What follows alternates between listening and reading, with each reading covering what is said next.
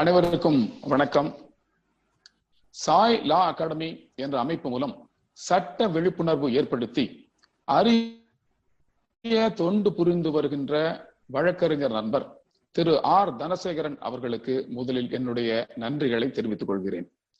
இந்த சட்ட கருத்துரை மற்றும் கலந்துரையாடல் ஆர்வத்துடன் பங்கெடுத்திருக்கின்ற மூத்த வழக்கறிஞர்கள், இளம் வழக்கறிஞர்கள், என் அன்பு நண்பர்கள் அனைவருக்கும் என்னுடைய அன்பான வணக்கங்கள். குற்றவியல் நடைமுறை சட்டம் பிரிவு 125 கீழ் வாழ்க்கை பொருளுதவி மற்றும் அதன் நிறைவேற்றம், maintenance under section 125 of CRPC and its execution என்ற தலைப்பிலே இன்றைக்கு நாம் கலந்துரையாட இருக்கிறோம். வாழ்க்கை பொருளுதவி என்ற சொற்களை கேட்டதும் சங்க இலக்கியத்தில் 5 என்ற நூலில் மாறன் பொறையனார் எழுதிய ஒரு பாடல் என் நினைவுக்கு வருகிறது. அந்த பாடல் இதுதான்: சுனைவாய் சிறு நீரை எய்தாது என்றெண்ணி பிணைமான் இனிதுண்ண வேண்டி கலைமான் தன் கள்ளத்தின் ஊச்சும் சுரம் என்பார் காதலர் உள்ளம் படர்ந்த நெறி. அந்த பாடலினுடைய பொருள் இதுதான்.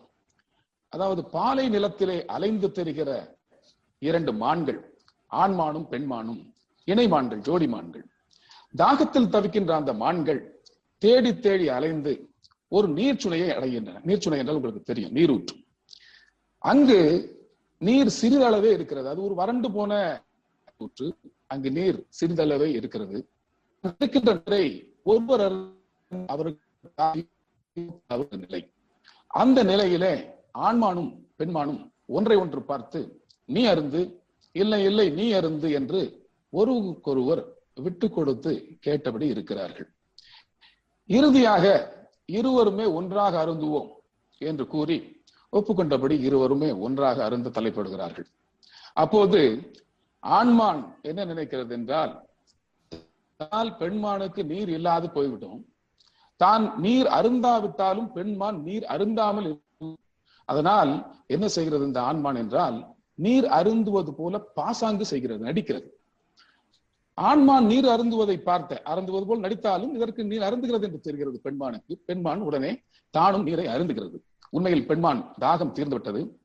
ஆண்மான் விட்டுக் கொடுத்திருந்தாலும் தாகம் தீரவில்லை என்றாலும் கூட பெண்மானின் தாகம் தீர்த்த மகிழ்ச்சி அது மனதெல்லாம் நிரம்புகிறது. இது அந்த கால ஒரு 2 மான்களை கொண்டு அந்த காலத்தில் மனிதர்கள் எப்படி இருந்தார்கள் என்பதை மாறன் பொறையனார் அழகாக இந்த பாடலில் விளக்குகிறார்.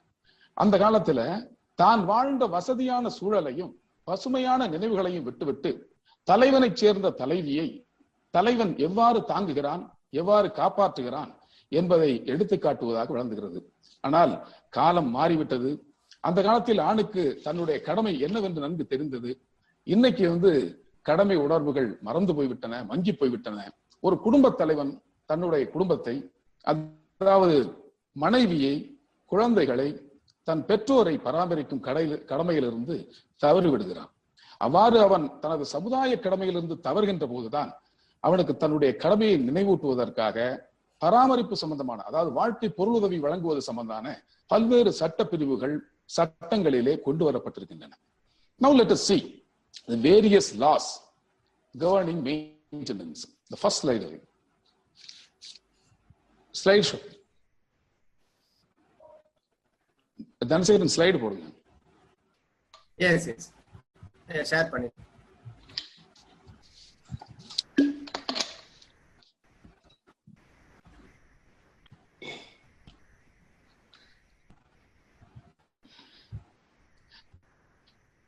பல சட்டங்கள் பராமரிப்பு சம்பந்தமாக இருக்கின்றன.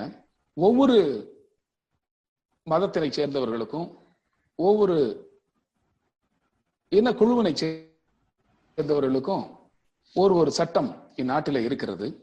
குறிப்பாக சொல்ல வேண்டும் என்றால், இந்துக்களை பொறுத்தவரை இந்து திருமண சட்டம், அதாவது ஹிந்து மேரேஜ் ஆக்ட் 1955 மற்றும் Hindu adoption and maintenance act 1956 ஆகிய சட்டங்கள் இருக்கின்றன.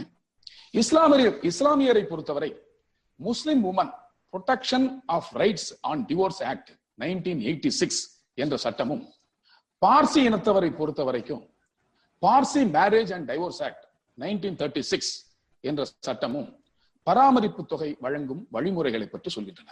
கிறிஸ்தவர்களை பொறுத்தவரை டிவோர்ஸ் ஆக்ட் 1869 என்ற சட்டமும், சிறப்பு திருமண சட்டங்களின் கீழ் மனம் புரிந்தவர்களுக்கு ஸ்பெஷல் மேரேஜ் ஆக்ட் 1954 என்ற சட்டமும் வாழ்க்கை பொருளுதவி தொகை எவ்வாறு பெறுவது, யார் பெறலாம் என்பதை பற்றி கூறுகின்றன.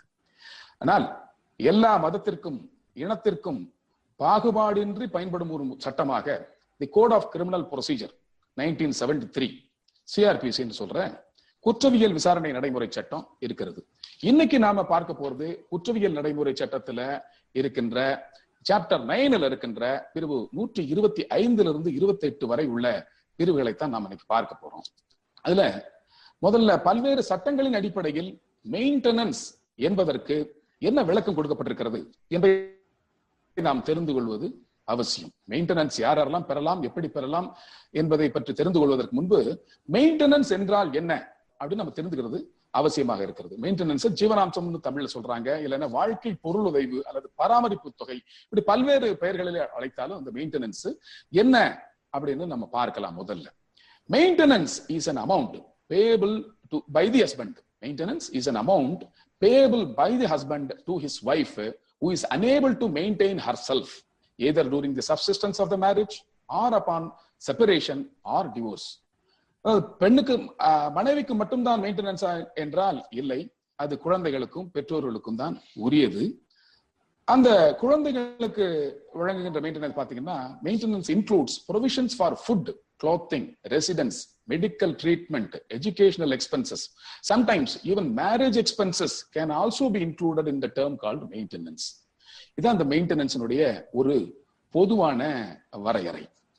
இந்த மெயின்டெனன்ஸ் பற்றி இந்த திருமண சட்டத்துல பிரிவு 25 கீழையும், பார்சி திருமணம் மற்றும் மணமுறிவு சட்டம் 40 கீழும் விளக்கப்பட்டுள்ளது. இந்த பிரிவுகளின் கீழே ஆண் பெண் இரண்டு பேருமே ஒருவர் மற்றொருவரிடமிருந்து மெயின்டெனன்ஸ் பெறுவதற்கான வாய்ப்பு இருக்கிறது. அதாவது இந்த சட்டத்தை 125 கீழே பார்த்திருக்கின்ற ஒரு ஆண் மனைவியிடத்திலிருந்து மெயின்டெனன்ஸ் கேட்க முடியாது, வாழ்க்கை பொருள் உதவி தொகை கேட்க முடியாது. ஆனால் இந்த திருமண சட்டம் பிரிவு 25 கீழும், பார்சி திருமணம் மற்றும் மணமுறிவு சட்டம் இந்த பிரிவு 40 கீழும் ஆண், அதாவது கணவன் மனைவியிடமிருந்தோ மனைவி கணவனிடமிருந்தோ வாழ்க்கை பொருளுதவி கேட்பதற்கான வாய்ப்பு இருக்கிறது.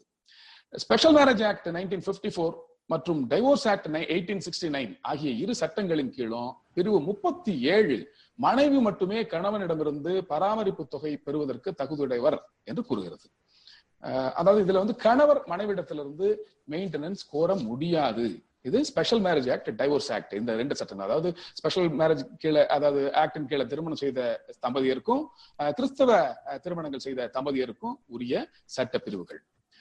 பிரிவு 3 Muslim woman protection of rights on divorce act 1986 படி மனைவி மற்றும் குழந்தைகளுக்கு பராமரிப்பு தொகை வழங்குவதற்கு வழி செய்யப்பட்டிருக்கிறது. இந்த சட்டத்தில் பார்த்தீங்கன்னா, இந்த சட்டம் ஒரு குறிப்பிட்ட தீர்ப்பு வெளிவந்த பிறகு இந்த சட்டம் வருது. முகமது அகமது கான் தீர்ப்பு வெளிவந்த பிறகு 1986 இந்த சட்டம் கொண்டு வரப்படுகிறது. அது கிட்டத்தட்ட பிரிவு 125 சொல்லி இருக்கின்ற சட்ட பிரிவுகளை கொண்டிருந்தாலும் ஒரு வரையறை வைத்திருக்கிறாங்க. என்ன வரையறை என்று சொன்னா, இத்தத் பீரியட்னா உங்களுக்கு என்னன்னு தெரியும், ஒரு குறிப்பிட்ட காலம் வரை மனைவி விவாகரத்திற்கு பிறகு காத்திருக்கும் காலம்னு சொல்லலாம், இத்தத் பீரியட். அந்த பீரியட் வரைக்கும் மெயின்டெனன்ஸ் கொடுக்கலாம் அப்படின்னு ஒரு வரையறை செய்யுது.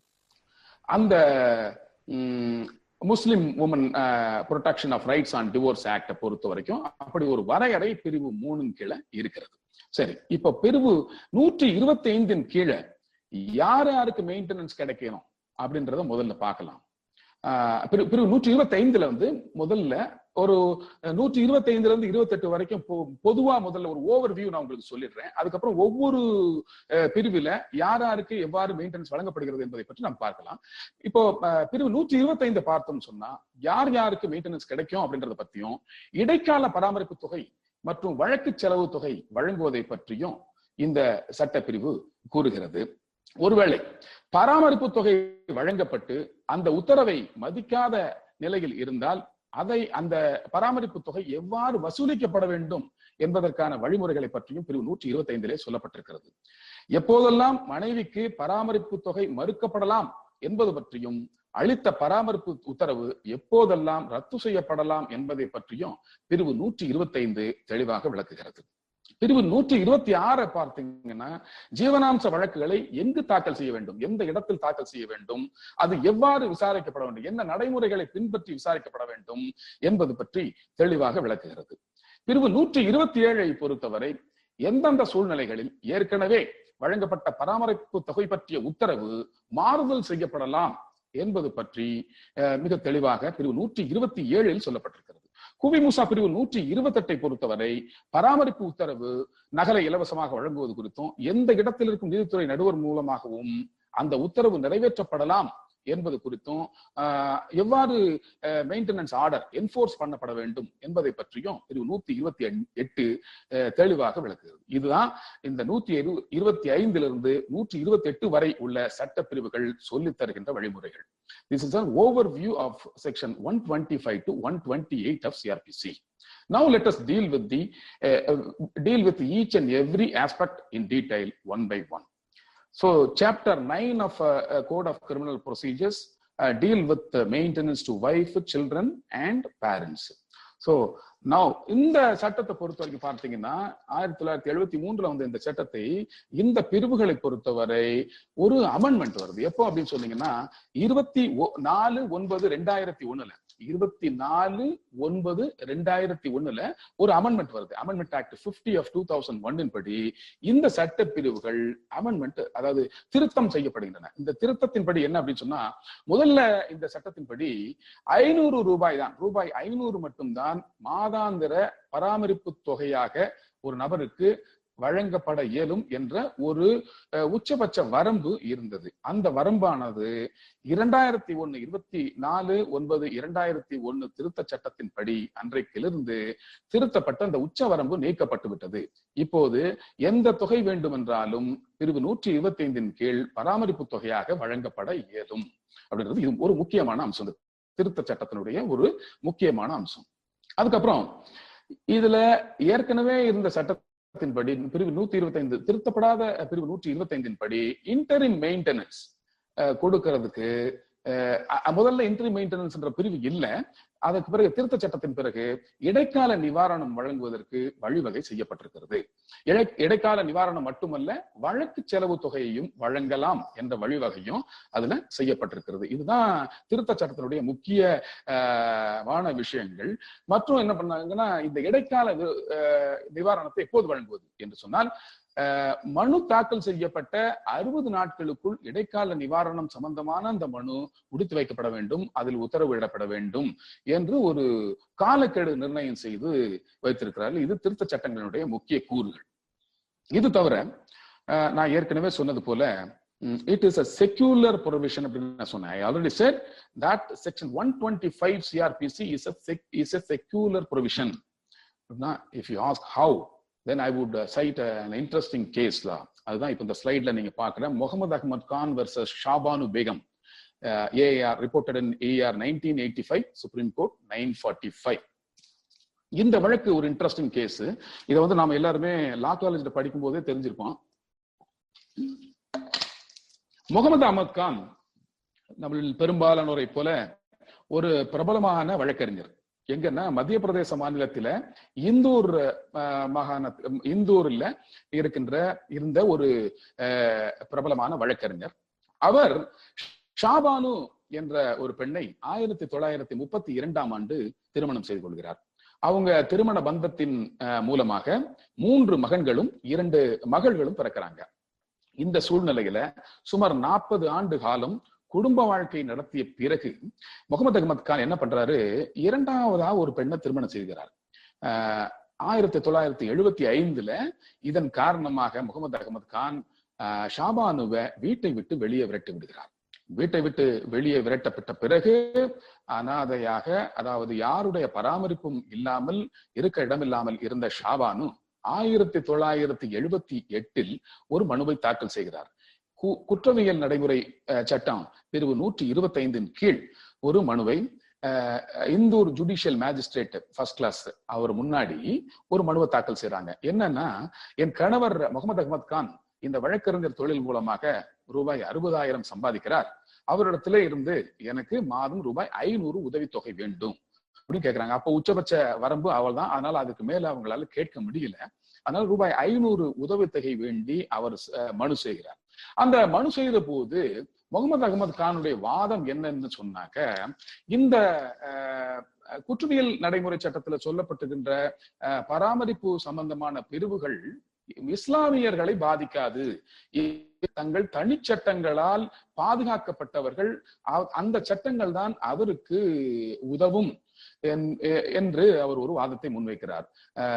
அந்த சட்டத்தின்படி பார்த்தீங்கன்னு சொன்னா, ஷரியத் லாவின் படி பார்த்தா தி முஸ்லிம் பர்சனல் லா ஷரியத் அப்ளிகேஷன் ஆக்ட் 1937, தி முஸ்லிம் பர்சனல் லா ஷரியத் அப்ளிகேஷன் ஆக்ட் 1937 படி ஒரு விவாகரத்தான மனைவி, விவாகரத்து சொல்லப்பட்ட ஒரு மனைவி எந்த காலம் வரை கணவனிடமிருந்து பராமரிப்பு தொகை பெற இயலும் என்று சொன்னால் அதுக்கு ஒரு குறிப்பிட்ட காலம் இருக்கு. இத்தத் பீரியட். இத்தத் பீரியட்னா உங்களுக்கு தெரியும், இஸ்லாமியரை பொறுத்தவரை தலாக் சொல்லி விவாகரத்து ஆகிவிட்ட பிறகு அவர்கள் ஒரு குறிப்பிட்ட காலம் வரை காத்திருக்க வேண்டும். ஏன்னு சொன்னா, அதாவது இரண்டாவது திருமணமோ திருமணம் செய்வதற்கு முன்பு காத்திருக்கணும். ஏன்னா அவர் அந்த ஏற்கனவே இருந்த திருமணத்தின் மூலம் கர்ப்பிணியாக இருக்கிறாரா என்பதை கண்டறிவதற்காக ஒரு 3 மென்சுரல் சைக்கிள், 3 லூனார் மந்த்ஸ் சொல்ற பீரியட் வரைக்கும் காத்திருக்க வேண்டும். அந்த காலகட்டத்துல அவர் கர்ப்பிணியாக இருப்பது தெரிய வந்தால் அந்த குழந்தை பிறக்கிற வரை காலம் வரை அவர் அந்த பீரியட் கண்டினியூ ஆகும். அது வரைக்கும் வாழ்க்கை பொருளுதவி கணவர், எந்த கணவர் விவாகரத்து செய்தாரோ அவர் வாழ்க்கை பொருளுதவி கொடுக்க வேண்டிய கடமைப்பட்டவர். அதற்கு பிறகு அந்த யுத்த பீரியட் முடிந்த பிறகு அந்த முஸ்லிம் மனைவிக்கு கணவர், விவாகரத்து செய்த கணவர் வாழ்க்கை பொருளுதவி வழங்க வேண்டிய அவசியம் இல்லை, அவர் கடமைப்பட்டவர் அல்ல என்ற ஒரு ப்ரொடெக்ஷன் ஆண்களுக்கு, இஸ்லாமிய ஆண்களுக்கு அந்த சட்டத்தின் மூலம் இருந்தது.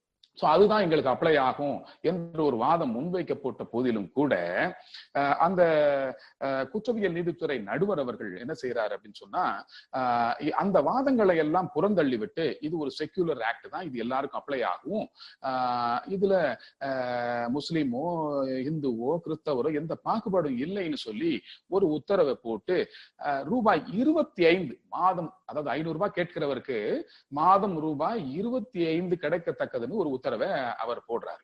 அந்த உத்தரவு ஏற்பட்ட பிறகு 25 ரூபாய் வைத்து என்ன செய்வது என்று, அது என்னதான் 1978 இருந்தா கூட 25 ரூபாய் அவரை பொறுத்தவரை 60,000 சம்பாதிக்கிற கணவருக்கு எதிராக.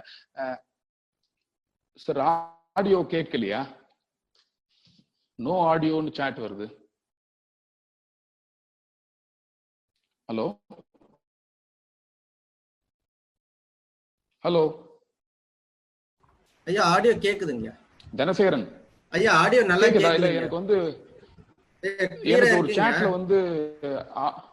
ஆடியோ அவங்க ஹெட்போன்ஸ் யூஸ் பண்ணிருக்க மாட்டாங்க, அதனால அப்படி இருக்கும். கிளியரா இருக்கீங்க, ரெக்கார்டிங் கிளியரா. Okay okay right right right. நீங்க சாட் பாக்ஸ் மைண்ட் பண்ணாதீங்க, நீங்க ஓகே ரைட். நம்ம சரி ஓகே, நம்ம முகமது அகமது கானை பார்க்கலாம். முகமது அகமது கானுக்கு எதிராக இப்படி ஒரு தீர்ப்பு வந்த உடனே அந்த தீர்ப்பு 25 ரூபாய் தனக்கு போதுமானதாக இருக்காது என்று ஷாபானு கருதியதுனால என்ன பண்றாங்க, அவங்க ஒரு ரிவிஷன் ஃபைல் பண்றாங்க. மத்திய பிரதேச உயர் நீதிமன்றத்துல ஒரு ரிவிஷன் மனு, சீராய்வு மனுவை தாக்கல் செய்கிறார்.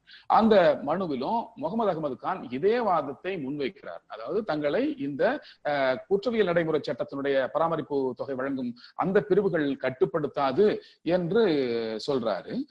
அதற்கு ஆதரவாக ஆல் இண்டியா முஸ்லிம் லா போர்டு அவங்களும் தங்களுடைய வாதங்களை முன்வைக்கிறாங்க.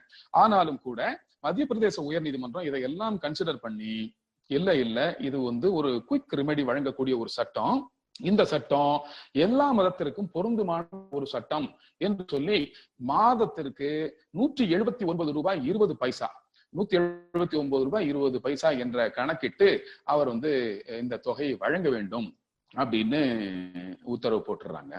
இதுக்கு மேல இவர் என்ன பண்றாரு, இதனால் பாதிக்கப்பட்ட முகமது அகமது கான் அவர் என்ன பண்றாரு, உச்ச நீதிமன்றத்திற்கு இந்த வழக்கை எடுத்துட்டு செல்றாரு. இந்த வழக்கை உச்சநீதிமன்றத்தில் எடுத்து செல்லும் போது அந்த வழக்கு ஃபைசல் அலி, நீதியரசர்கள் ஃபைசல் அலி மற்றும் வரதராஜன் ஆகியோர்களுடைய பெஞ்சில இந்த வழக்கு வருது. இந்த வழக்கு போது அவங்களுக்கு முன்னாடி ஏற்கனவே இந்த சட்டத்தை பொறுத்தவரை ஒரு தீர்ப்பு வழங்கப்பட்டிருக்கிறது. முஸ்லிம் உமனுக்கு வந்து விவாகரத்திற்கு பிறகு மெயின்டெனன்ஸ் கிடைக்குமா கிடைக்காதா, கூவி மூசா பிரிவு 125 அப்ளை ஆகுமா ஆகாத என்பது குறித்து ஏற்கனவே justice V Krishna Iyer 2 judgment கொடுத்திருந்தாரு. அதாவது 3 ஜட்ஜ் பெஞ்ச்ல 2 ஜட்ஜ்மெண்ட் கொடுத்திருக்காரு. அந்த ஜட்ஜ்மெண்ட் இந்த முகமது அகமது கான் ஜட்ஜ்மெண்ட்லயே ரெஃபர் ஆயிருக்கும், நீங்க அதை பாத்துக்கலாம். இப்போ அந்த ஜட்ஜ்மெண்ட்ஸ் இவங்களுடைய கவனத்துக்கு வருது. அதாவது 2 தீர்ப்புகள் இது போன்று இருந்தாலும் அந்த 2 தீர்ப்புகளிலுமே இந்த முஸ்லிம் அந்த ஷரியத் லா வந்து கணக்கில் எடுத்துக் கொள்ளப்படாமல், அதை கவனிக்காமல் இந்த தீர்ப்பு வழங்கப்பட்டிருக்கிறது என்று அவர் சந்தேகித்து அந்த தீர்ப்பினுடைய நம்பகத்தன்மை சரிதானா, இந்த தீர்ப்பு சரியானதுதானா என்று அந்த கரெக்ட்னஸ் அவர் வந்து டவுட் பண்றாரு. ஃபைசல் அலி as well as justice Varadarajan 2 பேருமே உடனே என்ன செய்யறாங்க, அதை வந்து ஒரு லார்ஜர் பெஞ்ச் கன்சிடர் பண்ணா நல்லா இருக்கும் என்று சொல்லி அதற்காக அதை மாற்றி பண்றாங்க. அப்போ உச்ச நீதிமன்றத்தினுடைய தலைமை நீதிபதியாக இருந்த திரு டி.ஒய். சந்திரசூட் அவர்கள் தலைமையிலான 5 நீதிபதிகள் கொண்ட ஒரு அமர்வு இந்த வழக்கை விசாரிக்கிறது. அதுதான் அந்த Mohammed Ahmed Khan versus Shah Bano Begum AR 1985 supreme court 945. இதுல திருப்பியும் இதே ப்ரொவிஷன்ஸ் எல்லாத்தையும் கன்சிடர் பண்ணி இந்த பீரியட் யுத்தத்து பீரியடுக்கு அப்புறம் கூட, அது கடந்த பிறகும் கூட முஸ்லிம் பெண்களுக்கு, விவாகரத்தான முஸ்லிம் பெண்களுக்கு தொடர்ச்சியாக அவர் மறுமணம் ஆகும் காலம் வரை விவாகரத்து செய்த கணவரானவர் பராமரிப்பு தொகை, அதாவது வாழ்க்கை பொருளுதவி கடமைப்பட்டவர் தான் அப்படின்னு சொல்லுறாங்க. இதுல வந்து நீங்க ரிலீஜனை வந்து இதுல கலக்க வேண்டிய அவசியம் இல்லை, அப்படி செய்ய வேண்டாம் அப்படின்னு சொல்றாங்க. என்ன சொல்றாங்க அப்படின்னாக்கா, சுப்ரீம் கோர்ட் எக்ஸாக்டா அதை சொல்லணும் அப்படின்னாக்கா, supreme court held that remedy under section 125 of CRPC is a quick and summary remedy to a class of persons who are unable to maintain themselves. The liability imposed by section 125 to maintain the close relatives who are indigent is found upon the individual's obligation to the society to protect vagrants and destitution. That is the normal edict of the law, and morality cannot be clubbed with religion. இந்த தீர்ப்பை வழங்கி மாண்புமிகு மத்திய பிரதேச உயர்நீதிமன்றம் வழங்கிய தீர்ப்பை உறுதி செய்து உச்ச நீதிமன்றம் உத்தரவிட்டது. அது மட்டும் இல்லாம இந்த வழக்குல வழக்கு செலவு தொகையாக ரூபாய் 10,000 வழங்க வேண்டும் என்று குறிப்பிட்டதோடு மட்டுமல்லாம ஒரு அப்சர்வேஷன் கொடுக்குறாங்க. என்னன்னா, மீண்டும் இந்த வழக்கு இந்த தொகையை மாறுதல் செய்து அதிகப்படுத்தி தர வேண்டும் என்று சொன்னால் அந்த சூழ்நிலைகளை சொல்லி கீழமை நீதிமன்றத்தில், அதாவது ஜுடிஷியல் மேஜிஸ்ட்ரேட் நீதிமன்றத்தில் இன்னொரு மனு தாக்கல் செய்து அதிகமான தொகையை கூட கேட்டுக்கொள்ளலாம் என்று ஒரு அப்சர்வேஷனோட இந்த தீர்ப்பு முடியுது. இந்த தீர்ப்பு, இப்படி ஒரு தீர்ப்பு வந்த நாடு முழுவதும் அது இஸ்லாமிய பெருமக்கள் மத்தியில ஒரு கொந்தளிப்பான சூழ்நிலை ஏற்படுது. ஏன்னா அது தங்களுக்கு தனிச்சு பொருந்துமா, இந்த சட்டம் பொருந்துமா என்ற ஒரு நிலையில தங்களுக்கு இந்த சட்டம் பொருந்தாது என்று கொந்தளிப்புடன் அவர்கள் போராட்டங்கள்ல ஈடுபடுறாங்க. அந்த சமயத்துல இது ஒரு பெரிய விஷயமா இருந்தது. 1985 இந்த விஷயம் நடந்த போது அப்போதைய அரசு, பாரத பிரதமர் ராஜீவ்காந்தி அவர்கள் தலைமையிலான அரசு ஒரு புதிய சட்டத்தை கொண்டு வருகிறது. அதுதான் அந்த முதல்லயே நான் சொன்ன Muslim woman protection of rights on divorce 1986 என்ற சட்டம். இந்த சூழ்நிலையில இந்த கொந்தளிப்பு, இந்த புதிய சட்டத்துல பாத்தீங்கன்னு சொன்னாக்க, இந்த திருப்பியும் அதே ப்ரொவிஷன் கிட்டத்தட்ட யுத்த பீரியட் வரைக்கும் தான் பண்ண முடியும் அப்படின்ற மாதிரி ஒரு ப்ரொவிஷனை வச்சு ரெஸ்ட்ரிக்ட் பண்ணி சிஆர்பிசி இன்டைரக்டா ரெஸ்ட்ரிக்ட் பண்ணி ஒரு சட்டப்பிரிவு ஏற்படுத்தப்பட்டிருந்துச்சு. இந்த சூழ்நிலையில ஷாபானா பேகமும் தன்னுடைய வழக்குகளை எல்லாம் வாங்கிக்கிட்டு, அதாவது கீழமை நேரத்துல வேற எந்த வழக்கும் தாக்கல் செய்யாமல் அதிகப்படுத்தி கேட்கலாம் செட்டில்மெண்ட் பண்ணிக்கிட்டு அப்படி இருந்துட்டாங்க. இதனால என்ன பண்ணாரு, இந்த வழக்கை இவ்வளவு கஷ்டப்பட்டு நடத்தின டேனியல் அல்மா லத்தீஃபி என்கிற ஒரு சீனியர் வழக்கறிஞர், அவர் அந்த டேனியல் அல்மா லத்தீஃபி என்ன பண்றாரு அப்படின்னா, அவர் இந்த constitutional validity of this new act 1986 act அதை சேலஞ்ச் பண்ணி உச்ச நீதிமன்றத்துல ஒரு வழக்கை தாக்கல் செய்யறாரு. அந்த வழக்குல வந்த தீர்ப்பு தான் Daniel Latifi versus Union of India. அடுத்த ஸ்லைடு போங்க. Daniel Latifi versus Union of India. Dhanasekaran அடுத்த ஸ்லைட் டிஸ்ப்ளே தனசேகரன் ஐயா டிஸ்ப்ளே பண்ணியாச்சீங்களா? அடுத்த ஸ்லைடு வருதுங்க. டேனியல் முகமது அகமது கான் தான் வருது. ஆமா, Daniel Latifi versus Union of India. அந்த ஜட்மெண்ட் வந்து it is reported in AR 2000 Supreme Court 3958. AR 2001 Supreme Court 3958. இந்த வழக்குல என்ன பண்றாங்க அப்படின்னா, இந்த சட்டம் Muslim women protection of rights on divorce act 1986 constitutional வேலிடிட்டியை அப்ஹோல்ட் பண்றாங்க சுப்ரீம் கோர்ட்ல. ஆனாலும் இந்த இத்தத் பீரியட் வரைக்கும் தான் மெயின்டெனன்ஸ் என்ற கட்டுப்பாட்டை ஒரு மறு வரையறை செய்யறாங்க. அதாவது இத்தத் பீரியடுக்கு பிறகும் அவருக்கு ஒரு reasonable maintenance till she gets remarried, அவங்களுக்கு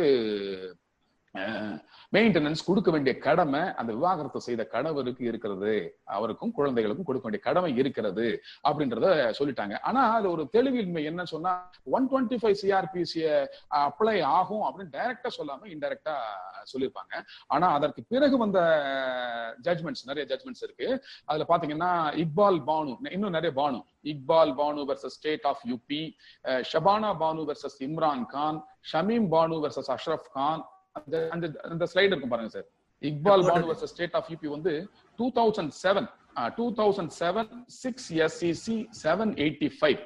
It is reported in 2007 6 SCC 785. Shabana Bano versus Imran Khan, அந்த கேஸ் வந்து 2010 1 SCC 666. ஷபானா பானு வெர்சஸ் இம்ரான் கான், அது 2010 1 SCC 6. அதே மாதிரி ஷமீம் பானு வெர்சஸ் அஷ்ரப் கான், இந்த வழக்கு வந்து 2014 12 SCC 636. அதுக்கப்புறம் இறுதியாக ஷமீமா ஃபரூக்கி வெர்சஸ் ஷாஹித் கான், இந்த வழக்கு வந்து ஏஏஆர் 2015 சுப்ரீம் கோர்ட் 2025 இதுல ரிப்போர்ட் ஆயிருக்கு. இந்த எல்லா ஜட்ஜ்மெண்ட்ஸுமே மீண்டும் உறுதிப்படுத்தினது என்னன்னா, பிரிவு 125 சிஆர்பிசி எல்லா மதத்தினருக்கும் பொதுவானது. எல்லாரும் யார் வேண்டுமென்றாலும் விவாகரத்து ஆனவரும் திருமண பந்தத்தில் இருப்பவர்களும் அவர்கள் புறக்கணிக்கப்படும் போது தங்களை தாங்களே அவர்கள் பராமரித்துக் கொள்ள இயலாத நிலையில் இருக்கும்போது அவர்கள் பிரிவு 125 கீழ் ஜீவனாம்சம் வாழ்க்கை பொருளுதவி கேட்டு மனு செய்யலாம் என்றுதான் சொல்றாங்க. அதாவது it is reiterated that an application under section 125 of CRPC by a divorced Muslim wife is maintainable and the maintenance cannot be restricted to iddat period அப்படின்றதான் நான் ஏற்கனவே சொன்ன இந்த 4 ஜட்ஜ்மெண்ட்ஸ்னுடைய சாராம்சம். இதுக்கப்புறம் now let us see who are all entitled to maintenance. இந்த slide வரதுக்கு உங்களுக்கு லேட் ஆகுது போல இருக்கு. ஆமாங்க அது லேட் ஆகுது, ஒன்னும் பரவாயில்ல. முதல்ல அது நீங்க அதை கொஞ்சம் போட்டு வச்சிட்டீங்கன்னா ஈஸியா இருக்கும் நினைக்கிறேன். பண்ணிடலாங்க. Okay, no problem. நான் கண்டினியூ பண்றேன். நீங்க கண்டினியூ பண்ணிடலாம். ஸ்லைட் போடுறீங்க. Okay, no problem. இப்போ யாருக்கெல்லாம் வந்து இந்த பிரிவு 125 கீழே மெயின்டெனன்ஸ் கிடைக்கும், அதாவது இந்த சட்ட பிரிவிலேயே மிக தெளிவாக சொல்லப்பட்டிருக்கிற ஒன்றுதான். ஆனா அதனுடைய விளக்கங்களை நம்ம பார்க்கலாம். முதல்ல யாருக்கு கிடைக்கும் அப்படின்னா வைஃப் அப்படின்னா அவங்க wife includes divorced wife who was not remarried. அதாவது மனைவிக்கு இது மெயின்டெனன்ஸ் கிடைக்கும். மனைவி என்ற பதத்திற்குள்ள யாரெல்லாம் அடங்குவான்னு சொன்னா விவாகரத்தான மனமுறிவு பெற்ற, மனமுறிவுனா அவங்களே மனமுறிவு பெற்றிருக்கலாம் அல்லது கணவர் மனமுறிவு வழங்கி இருக்கலாம். யாரா இருந்தாலும் சொல்லி டிவோர்ஸ்ட் வைஃப் என்ற கேட்டகரியில வர்றவங்க, அவங்க திருமணம் செய்து கொள்ளும் நாள் வரை, வேறு ஒரு திருமணம் செய்து கொள்ளாத வரை அவங்களுக்கு வந்து வாழ்க்கை பொருள் உதவி கிடைப்பதற்கான வழிவகை செய்யப்பட்டிருக்கிறது. அதே போல மைனர் சில்ட்ரன், இளவர் குழந்தைகள், இளம் குழந்தைகள் என்ன சொன்னா அது லெஜிட்டிமேட் சைல்டா இருக்கலாம், இல்ல இல்லெஜிட்டிமேட் குழந்தைகளாக இருக்கலாம். இளவர் அப்படின்ற பதத்திற்கு விளக்கம் பாத்தீங்கன்னா இன்டெக்ட் ஆக்ட்ல உங்களுக்கு இருக்கு. 18 வயது நிறைவடைவாத ஒரு நபர், ஆணா இருந்தாலும் சரி பெண்ணா இருந்தாலும் சரி, அவர்கள் இளவர் என்று கருதப்படுவார்கள் அப்படின்னு சொல்லுவோம். அந்த இளவர் இளம் குழந்தைகள் அவர்கள் லெஜிட்டிமேட் குழந்தைகளாக இருந்தாலும் சரி, இல்லெஜிட்டிமேட் குழந்தை, ஏன்னா இரண்டாவது திருமணத்தின் மூலம் பிறக்கிற குழந்தைகள் illegitimate child of the husband அப்படின்னு சொல்றோம் இல்லையா. அப்படி இருக்கும்போது அவங்க இல்லெஜிட்டிமேட் சைல்டா இருந்தா கூட இளவர் குழந்தைகளை பொறுத்தவரை அவர்களும் பராமரிப்பு பெறுவதற்கு, தங்களுடைய தகப்பனாரிடத்திலிருந்து பராமரிப்பு பெறுவதற்கு உரிமையுடையவர்கள். ஒரு மேஜர் சில்ட்ரன் யார்? மேஜர் சில்ட்ரன்னா வித் டிசபிலிட்டி. என்ன வகையான டிசபிலிட்டி அப்படின்னா பிசிக்கல் டிசபிலிட்டியா இருக்கலாம், மென்டல் டிசபிலிட்டியா இருக்கலாம், இல்ல ஏதாவது இன்ஜுரியின் மூலமாக டிசபிலிட்டிஸ் இருக்கலாம். இப்படி எந்த விதமான டிசபிலிட்டியின் மூலமாகவும் ஒரு நபர் பாதிக்கப்பட்டிருக்கும் போது அவர் வயது வந்த நபராக இருந்தாலும், அதாவது மேஜர் சில்ட்ரனா இருந்தா கூட அவர்களுக்கு தங்களை தாங்களே பராமரித்துக் கொள்ள இயலாத நிலையில் இருக்கும் பட்சத்தில் அவர்களுக்கும் வாழ்க்கை பொருள் வழங்குவதற்கு அவர்கள் பெறுவதற்கு கடமை இருக்கிறது. அதே போல 4வது பிரிவுல பார்த்தோம்னா father and mother, father and mother 2 பேருக்குமே வந்து வாழ்க்கை பொருள் உதவி பெறுவதற்கான உரிமை பிரிவு 125 குற்றவியல் நடைமுறை சட்டத்தின் கீழே வழங்கப்பட்டிருக்கிறது. இப்போ இவங்க எல்லாருமே வந்து எப்போ ஒரு முக்கியமான தகுதி என்ன, தங்களை தாங்களே பராமரித்துக் கொள்ள இயலாத நிலையில் இருக்க வேண்டும். அவர் யாரிடத்துல மெயின்டெனன்ஸ் கேட்கிறாரோ அந்த நபர் மெயின்டெனன்ஸ் வழங்கக்கூடிய தகுதியடைந்தவராக இருக்க வேண்டும். அது மட்டும் இல்லாம அவர் ஏற்கனவே அவங்களை மெயின்டைன் பண்ணாம நெக்லெக்ட் பண்ணிருக்கணும், இல்லைன்னா ரிஃப்யூஸ் பண்ணிருக்கணும். இப்படி இருந்தா அந்த நபரிடத்துல இருந்து இவர்கள் எல்லாம் மெயின்டெனன்ஸ் கோரி பெறுவதற்கான உரிமை பெற்றவர்கள். இப்ப யார் யார் மெயின்டைன் பண்ணணும் அப்படின்னு பாத்தீங்கன்னா, naturally husband shall maintain the wife, அதாவது கணவன் மனைவியை பராமரிக்க வேண்டிய கடமையில் இருக்கிறான். மாதிரி father has to maintain the children, அப்பா குழந்தைகளை பராமரிக்க வேண்டிய கடமையில இருக்கிறாங்க. Sons or daughters have to maintain parents. இப்போ நீங்க பாத்தீங்கன்னா பிரிவு 125 பாத்தீங்கன்னா ஹிஸ் பேரண்ட்ஸ் இருக்கும். அந்த ஹிஸ்ஸ வந்து ஹர்ன்னு சேர்த்து படிச்சுக்கணும் அப்படின்னு ஒரு தீர்ப்புல சொல்லியிருக்காங்க. அதை பின்னால நான் சொல்றேன் அந்த தீர்ப்பு என்னன்னு சொல்லிட்டு. அதுக்கு முன்னாடி வரிசையா ஒவ்வொரு கேட்டகரி வைஸ் நம்ம பார்த்துக்கிட்டே வரலாம். முதல்ல மனைவிக்கு வாழ்க்கை பொருளுதவி தொகை வழங்கப்பட முடியும் அப்படின்னு நான் சொன்னேன். இப்போ மனைவி என்ற பதத்துக்குள்ள யாரெல்லாம் வருவாங்க அப்படின்னு பார்ப்போம். இப்போ as per the explanation section 125 CRPC, wife includes a divorced wife who was not remarried அப்படின்னு சொல்லியிருக்கோம். அது மட்டும் இல்லாம இப்போ நிறைய பேர் நானும் வைஃப் சொல்றாங்க.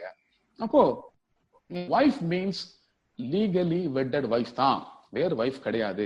பல பேர் வந்து ஒரு கணவரை நான் என்னுடைய கணவர், இவர் என்னுடைய கணவர் என்று உரிமை கொண்டாடினாலும் கூட சட்டப்பூர்வமான மனைவி என்ற அந்தஸ்து பெற்றவர் மட்டும்தான் இந்த வைஃப் என்ற டேர்முக்குள்ள வருவாங்க. அதாவது wife does not include a wife whose marriage is void. ஒருவேளை திருமணம் செய்திருந்து கூட அவங்க மேரேஜ் வாய்டா இருக்கிற சமயத்துல அந்த பதத்திற்குள்ள இந்த அதாவது 125 சொல்லியிருக்கிற வைஃப் என்ற பதத்திற்குள் டேர்முக்குள்ள அவங்க வரமாட்டாங்க. ரைட். இது சம்பந்தமான ஜட்மெண்ட்ஸ், இது நிறைய ஜட்மெண்ட்ஸ் இருக்கு. நான் உங்களுக்கு ஒரு 2 தீர்ப்புகளை, முன் தீர்ப்புகளை மட்டும் நான் சொல்றேன். அது என்னன்னா, யமுனாபாய் அனந்தராவ் ஆதவ் வெர்சஸ் அனந்தராவ் சிவராம் ஆதவ் என்ற இந்த வழக்கு. என்ன சார் உங்களுக்கு ஸ்லைடு வரவே இல்லையா? வந்துருச்சுங்க சார். எனக்கு டிஸ்பிளே ஆன மாதிரி தெரியலையாண்ணா. கொஞ்சம் லேட்டா டிஸ்பிளே ஆகும் போல இருக்கு. நான் டிஸ்பிளே பண்ணிட்டேங்க. உங்களுக்கு டிஸ்பிளே வருதா? எனக்கு வந்துருச்சா? இப்போ எனக்கு காட்டுது. உங்களுக்கு டிஸ்பிளே காட்டுது. மத்த பார்ட்டிசிபென்ட்ஸ்க்கு காட்டுதா என்னன்னு தெரியல. ஏன்னா இப்ப ஷேர் ஸ்கிரீன் போடுங்க. ஃபர்ஸ்ட்ல இருந்து அப்படியே வரிசையா வந்துட்டே இருங்க. நான் அப்படியே வந்துட்டேன். ஸ்டார்ட் ஆயிருக்கு, ஷேரிங் வந்து ஸ்டார்ட் ஆயிருக்கு. Okay, no problem. நான் அந்த ஜட்ஜ்மெண்ட்ஸ் அப்படியே உங்களுக்கு சொல்லிட்டு வரேன். அது ஸ்லைடு இருந்தா உங்களுக்கு நோட் பண்ணிக்கிறது ஈஸியா இருக்கும்னு பார்த்தேன் நான். ஓகே, அப்புறம் இப்போ இந்த அதாவது legally wedded wife, okay no problem. Legally wedded wife மட்டும்தான் வந்து மெயின்டெனன்ஸ் கிடைக்கும் அப்படின்றத பொறுத்த வரைக்கும் பல ஜட்ஜ்மெண்ட்ஸ் இருக்கு. அது 2 ஜட்ஜ்மெண்ட் நான் உங்களுக்கு சொல்றேன். யமுனாபாய் Anantrao Aadhav versus Anantrao Sivaram Aadhav 1988 1 SCC 530. 1988 1 SCC 530 இந்த ஜட்ஜ்மெண்ட். அடுத்ததா Savita Ben Somabhai Bhatia, Savita Ben Somabhai Bhatia versus state of Gujarat. Savita Ben Somabhai Bhatia versus state of Gujarat. இந்த judgment reported in 2005 3 SCC 636. 2005 3 SCC 635 என்ற இந்த இதுல ரிப்போர்ட் ஆயிருக்கு.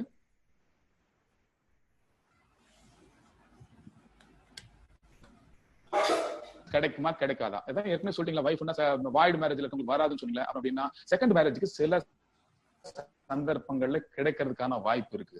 நார்மலா second wife is not entitled for maintenance. ஏன்னா லீகலி வெட்டட் வைஃப் கிடையாது, வாய்டு அவங்களுக்கு.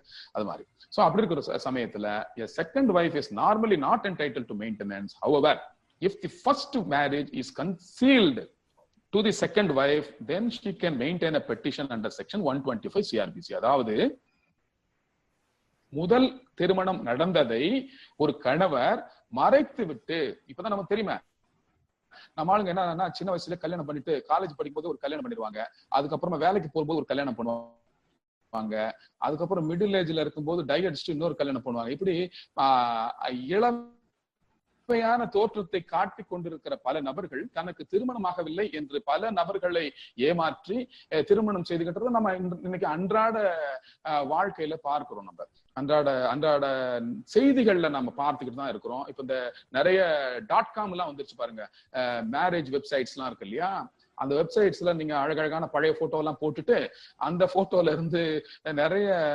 ப்ராஸ்பெக்டிவ் பிரைட்ஸ் அவங்களெல்லாம் பண்ணி என்ன பண்றாங்க, பல திருமணங்கள் செய்தவர்கள், பல மோசடி திருமணங்களை செய்தவர்கள் எல்லாம் நம்ம பார்க்கிறோம். அப்படி இருக்கிற சூழ்நிலையில அவங்களுக்கு எப்படி மெயின்டெனன்ஸ் கிடைக்கும்? அவங்க சில சமயம் செகண்ட் வைஃப், தேர்ட் வைஃப் அப்படிலாம் இருப்பாங்க. அவங்களுக்கு எப்படி மெயின்டெனன்ஸ் கிடைக்கும் அப்படின்னு சொன்னா, ஒருவேளை அந்த நபருக்கு, யார் திருமணம் செய்து கொண்டாரோ அந்த நபருக்கு ஏற்கனவே திருமணம் ஆகி இருக்கிறது என்ற சங்கதியை தெரிந்து கொள்ளாமல் இவர் திருமணம் செய்து கொண்டிருந்தார் என்று சொன்னால், அவருக்கு முதல் ஒய்ஃப் போலவே இவருக்கும் மெயின்டெனன்ஸ் கிடைக்கிறதுக்கான வாய்ப்பு உண்டு. அது சம்பந்தமான வழக்கு தான் Badshah versus Urmila Badshah Godse. Badshah versus Urmila Badshah Godse and another. இது reported in 2014 1 SEC page number 188. Badsha versus Urmila Badsha Godse and another, reported in 2014 1 SEC page number 188. இந்த கேஸ்ல என்ன சொல்றாங்க அப்படின்னாக்க, இந்த மாதிரி ரெண்டாவது திருமணம் பண்ணிக்கிட்டு லேட்டரா நீங்க என்ன ஆர்கியூ பண்ணக்கூடாது, ஹஸ்பண்ட் என்ன சொல்லக்கூடாது அப்படின்னா, ஐயோ நான் ஏற்கனவே திருமணம் ஆனவன், இவங்க ரெண்டாவது திருமணம் பண்ணிக்கிட்டாங்க, என்ன ரெண்டாவது திருமணம் சட்டப்படி செல்லாதது, அதனால இந்த இரண்டாவதாக நான் திருமணம் செய்து கொண்ட இந்த பெண்ணுக்கு வாழ்க்கை பொருள் உதவி வழங்குவதற்கு நான் கடமைப்பட்டவர் அல்ல, ஏன்னா அவங்க வைஃப் என்ற டேர்ம்குள்ள வரமாட்டாங்க அப்படின்னு இந்த யமுனா பாய் அனந்தராவ் ஆதவ் ஜட்மெண்ட்டையும் சவிதா பின் சோமாபாய் பாட்டியா ஜட்மெண்ட்டையும் சொன்னா, உச்ச நீதிமன்றம் என்ன சொல்லுதுன்னா, இல்ல அந்த ஜட்மெண்ட் எல்லாம் இதுக்கு அப்ளை ஆகாது. One man cannot take advantage of live in relationship பத்தி சொல்றேன் உங்களுக்கு. அதாவது live in relationship பொறுத்த வரைக்கும் பார்த்தோம்னா, ஓகே, நீங்க பல இந்த மாதிரியான செய்திகளை நம்ம பல இடங்களில் கேள்விப்படுறோம். புதுசா டெவலப் ஆயிட்டு இருக்கிற ஒரு சிச்சுவேஷன் என்ன அப்படின்னு சொன்னா, லிவ் இன் ரிலேஷன்ஷிப் அப்படின்னு சொல்றோம். இந்த லிவ் இன் ரிலேஷன்ஷிப்னா திருமண பந்தத்துல ஈடுபடாமலேயே வீட்டு தெரியுது இல்லையா? தெரியுதுங்க. ஓகே, திருமண பந்தத்துல இல்லாமலே, அதாவது திருமணம் செய்து கொள்ளாமலேயே திருமண பந்தத்தை ஈடுபடுறது, அதாவது திருமணம் என்ற ஒரு சடங்கை தான் அவர்கள் செய்து கொள்ளவில்லையே தவிர மற்ற எல்லா சங்கதிகளையும், ஒரே வீட்டுல வசிப்பாங்க, கணவன் மனைவி என்னென்ன செஞ்சுப்பாங்களோ அதெல்லாம் செஞ்சுப்பாங்க, அந்த மாதிரியான ஒரு உறவு முறை, அவங்களுக்கு ரெஸ்பான்சிபிலிட்டிஸ் தான் குறைவே தவிர திருமண சடங்கை செய்து கொள்ளாமல் திருமணம் என்ற உறவு இந்த நேச்சர் ஆஃப் மேரேஜ் ஒரு உறவு முறையில இருப்பாங்க. சோ அந்த உறவு முறையில இருக்கிற பார்ட்னருக்கு, female பார்ட்னருக்கு whether she is entitled to maintenance அப்படின்ற ஒரு கேள்வி எழுது. இந்த கான்செப்ட், அதாவது லிவ் இன் ரிலேஷன்ஷிப் அப்படின்ற கான்செப்ட் புதுசு அப்படின்னு நம்ம நினைச்சோம்னா அது தவறு. இப்ப நீங்க நினைப்பீங்க இப்பதான் அந்த கான்செப்ட் வந்துட்டு இருக்கு அப்படின்னு நினைச்சோம்னா அது தவறு. 1978 இந்த ஒரு பிரச்சனை உச்சநீதிமன்றத்திற்கு வரைக்கும் சென்றுச்சு. உச்சநீதிமன்றத்துல ஜஸ்டிஸ் வி கிருஷ்ண ஐயர் இது போன்ற ஒரு சூழ்நிலையை எதிர்கொள்ள வேண்டியது இருந்துச்சு. அங்க பார்த்தீங்க சொன்னா அந்த வழக்குல பார்த்தாக்க கிட்டத்தட்ட 50 வருடங்கள் ஒன்றாக வாழ்ந்த தம்பதியினர், 50 வருடங்கள் திருமணம் செய்து கொள்ளாமல் ஒன்றாக வாழ்ந்த தம்பதியினர் இருக்கிறாங்க. நம்ம கல்யாணம் பண்ணிக்கிட்டு 50 வருஷம் வாழ்றது பெரிய விஷயம் தான், அதுக்கு வயது விழா பொன் விழா எல்லாம் கொண்டாடுவாங்க. ஆனா இவங்க திருமணம் செய்து கொள்ளாமலேயே 50 வருடம் ஒன்றா இருந்தாங்க. பின்னாடி ஏற்பட்ட பிரச்சனைகள் காரணமாக அந்த வழக்கு நீதிமன்றத்திற்கு வரும்போது என்ன பண்றாங்க அப்படின்னா, வி கிருஷ்ணய்யர் என்ன பண்றாரு, கிருஷ்ணய்யர் என்ன செய்யறாரு, இந்த வழக்கினுடைய சங்கதிகளை ஆராய்ந்து இது லிவ் இன் ரிலேஷன்ஷிப்பை ஒரு ஸ்டேட்டஸ் கொண்டும் அதிகமா கொண்டு போறாரு. என்ன அப்படின்னா அதை இன்டர்பிரட் பண்றாரு, ஒரு வேலிட் மேரேஜ் அப்படின்ற ஒரு ஸ்டேட்டஸ்க்கு அதை உயர்த்தி சொல்றாரு. அது என்ன அப்படின்னாக்க, Supreme Court recognized the live-in relationship and it interpreted it as a valid marriage.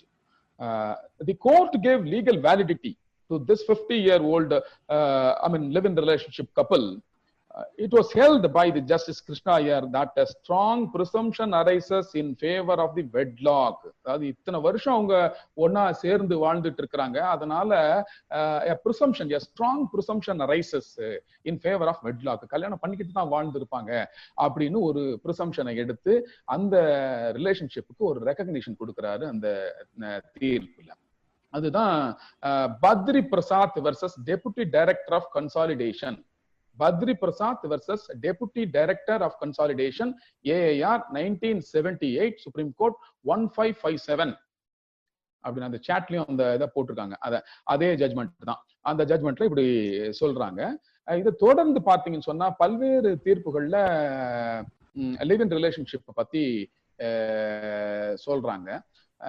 பர்டிகுலரா பாத்தீங்கன்னா Tulsa and others versus Durghatia and others, Tulsa and others versus Durghatia and others. இந்த கேஸ்ல பாத்தீங்கன்னா இப்ப டிஸ்பிளே பண்ற அதே கேஸ் தான். 2008 4 SCC 520. இந்த கேஸ்ல the Supreme Court has provided legal status to the children born to the live-in relationship. அது லீகல் ஸ்டேட்டஸ், அவங்கள இல்லெஜிட்டிமேட் சைல்டுன்னு கன்சிடர் பண்ண வேண்டிய அவசியம் இல்லை. நீங்க எப்போ ஒரு லிவ் இன் ரிலேஷன்ஷிப்ல இருக்கிறவங்களுக்கு மேரேஜ்ன்ற ஸ்டேட்டஸை கொடுத்துட்டீங்களோ அப்போ இந்த குழந்தைங்களுக்கும் லீகல் ஸ்டேட்டஸ் கொடுத்துடலாம், தவறு இல்ல. They are also legitimate children of the person father அப்படின்னு கொடுக்குறாங்க. இப்போ இதனுடைய கான்சிக்வன்ஸ் என்ன? they are entitled to inherit the properties of the father, இல்லையா? அந்த ஒரு பெரிய வரம் போல இந்த ஜட்மெண்ட் அமைஞ்சிருக்கு. இது பெரும்பாலானோரால் வரவேற்கப்படுகின்ற ஒரு ஜட்மெண்டா இருக்கு. இன்னும் லிவ் இன் ரிலேஷன்ஷிப்ல இருக்கிற கேசஸ் பாத்தீங்கன்னு சொன்னா முக்கியமான கேசஸ் அப்படின்னு பார்த்தா T Velusamy versus Pachaiyammal, T Velusamy versus Pachaiyammal. இதுலயும் லிவ் இன் ரிலேஷன்ஷிப்பை பத்தி பேசுறாங்க. 2010 10 SCC 469. அதே போல S Khushboo versus Kanniammal and another. Khushboo case உங்களுக்கு எல்லாருக்கும் தெரியும். 2010 5 SCC page number 600. 2010 5 SCC page number 600ல ரிப்போர்ட் இருக்கிற இந்த கேஸ் என்ன பாத்தீங்கன்னா லிவ் இன் ரிலேஷன்ஷிப் திருமணத்திற்கு முன்பு ஆணும் பெண்ணும் உறவு உடல் ரீதியான உறவு வைத்துக் கொள்வதில் எந்த விதமான பிரச்சனையும் இல்லை, அது ஒரு தவறு இல்லை என்கிற ரீதியில நடிகை குஷ்பு ஒரு கருத்து சொல்லியிருப்பாங்க. அந்த கருத்துக்கு எதிர்வினையா பல்வேறு நீதிமன்றங்கள்ல, தமிழ்நாட்டில் இருக்கிற பல்வேறு நீதிமன்றங்கள்ல பல வழக்குகள், அவதூறு வழக்குகள் தாக்கல் செய்யப்பட்டன குஷ்பு அவர்கள் மீது. இப்போ அந்த வழக்குகள்லாம் ஒன்றா சேர்த்து உச்சநீதிமன்றத்திற்கு போய் அதெல்லாம் குவாஷ் பண்றதுக்கு உச்சநீதிமன்றத்துக்கு போன போது அப்போ அந்த இதெல்லாம் தான் மேற்கோள் காட்டி, அதாவது லிவ் இன் ரிலேஷன்ஷிப் இப்போ சட்டத்தினாலேயே அங்கீகரிக்கப்பட்டு விட்ட ஒரு சூழ்நிலை இருக்கும் போது அதை பத்தி பேசினாங்க, அது சரின்னு பேசினாங்கன்றதுக்கு அவங்க மேல வழக்கு போடுறதுன்றது சரியானதாக இருக்காது என்று கருதி அந்த உச்சநீதிமன்றம் அந்த வழக்குகளை எல்லாம் ரத்து செய்தாங்க. இப்போ இந்த வழக்குகளை பொறுத்த வரைக்கும் லிவ் இன் ரிலேஷன்ஷிப்ல முக்கியமான வழக்குகள் என்று சொல்லலாம். சரி, அடுத்ததா இப்போ ஒரு ஏர்னிங் வைஃப் அவங்களுக்கு கிடைக்குமா? ஏர்னிங் வைஃப் அடுத்த ஸ்லைடு போங்க. ஏர்னிங் வைஃபுக்கு கிடைக்குமா அப்படின்னு பார்த்தீங்க. அது ரைட், ஓகே, அப்படி இருக்கட்டும். ஏர்னிங் ஒய்ஃபுக்கு நான் ஏற்கனவே சொன்னேன், அதாவது தன்னை தானே பராமரித்து கொள்ள இயலாத ஒரு நபருக்குத்தான் மெயின்டெனன்ஸ் கிடைக்க தகுந்தது அப்படின்னு நான் ஏற்கனவே சொல்லியிருந்தேன். அப்போ ஒரு நபர் சம்பளம் வாங்குறாரு, ஒரு நல்ல வேலையில் இருக்கிறாரு, அவர் தன்னை தானே பராமரித்துக் கொள்ளக்கூடிய நிலைமையில் இருக்கிறாருன்னு சொன்னா அந்த நபருக்கு ஏன் மெயின்டெனன்ஸ் கொடுக்கணும்? அவர் தான் தன்னை தானே பராமரித்துக் கொள்ள வேண்டிய பராமரித்துக் கொள்ள முடிகிற சூழ்நிலையில் இருக்கிறாரே அப்படின்னு ஒரு ஹஸ்பண்ட் கேள்வி கேட்கலாம் இல்லையா? அப்படி கேள்வி கேட்டதுதான் இந்த வழக்கு. சத்தூர் புஜ் வெர்சஸ் சீதாபாய். சத்தூர் புஜ் வெர்சஸ் சீதாபாய் இந்த வழக்கு. ஏர்னிங் ஒய்ஃப் வாங்க சார், ஜுடிஷியல் செப்பரேட்டட் ஒய்ஃப் அப்புறம் வரேன். அடுத்து அதுக்கு முன்னாடி ஒன்று ஏர்னிங் ஒய்ஃப்னு இருக்கும். ஓகே, அது இல்லைன்னா பரவாயில்ல. Chaturbhuj versus Sitabai. Okay, no problem, அது எழுதிக்கலாம். Chaturbhuj versus Sitabai, AIR 2008 Supreme Court 530. இந்த இதுல ரிப்போர்ட் ஆயிருக்க இந்த ஜட்மெண்ட்ல என்ன செய்யறாரு, husband he comes in and produces some materials to show that the wife is a earning member. earn பண்றாங்க அவங்க, she is earning sufficient money, அதனால நான் ஏன் அவங்களுக்கு மெயின்டெனன்ஸ் கொடுக்கணும் அப்படின்ற ஒரு கேள்வியை எழுப்புறாரு. அப்படி எழுப்புனா உச்சநீதிமன்றம் என்ன சொல்றாங்க அப்படின்னாக்க, it is not sufficient, wife is earning அப்படின்றதே வந்து மெயின்டெனன்ஸை டினை பண்றதுக்கு சஃபிஷியன்ட் ரீசன் கிடையாது. ஏன்னா அதுக்கு வச்சிருக்கிற டெஸ்ட் என்ன அப்படின்னா, the test is whether the wife is in a position to maintain her in a way she was used to in the place of her husband. அதாவது தன்னுடைய கணவர் வீட்டில்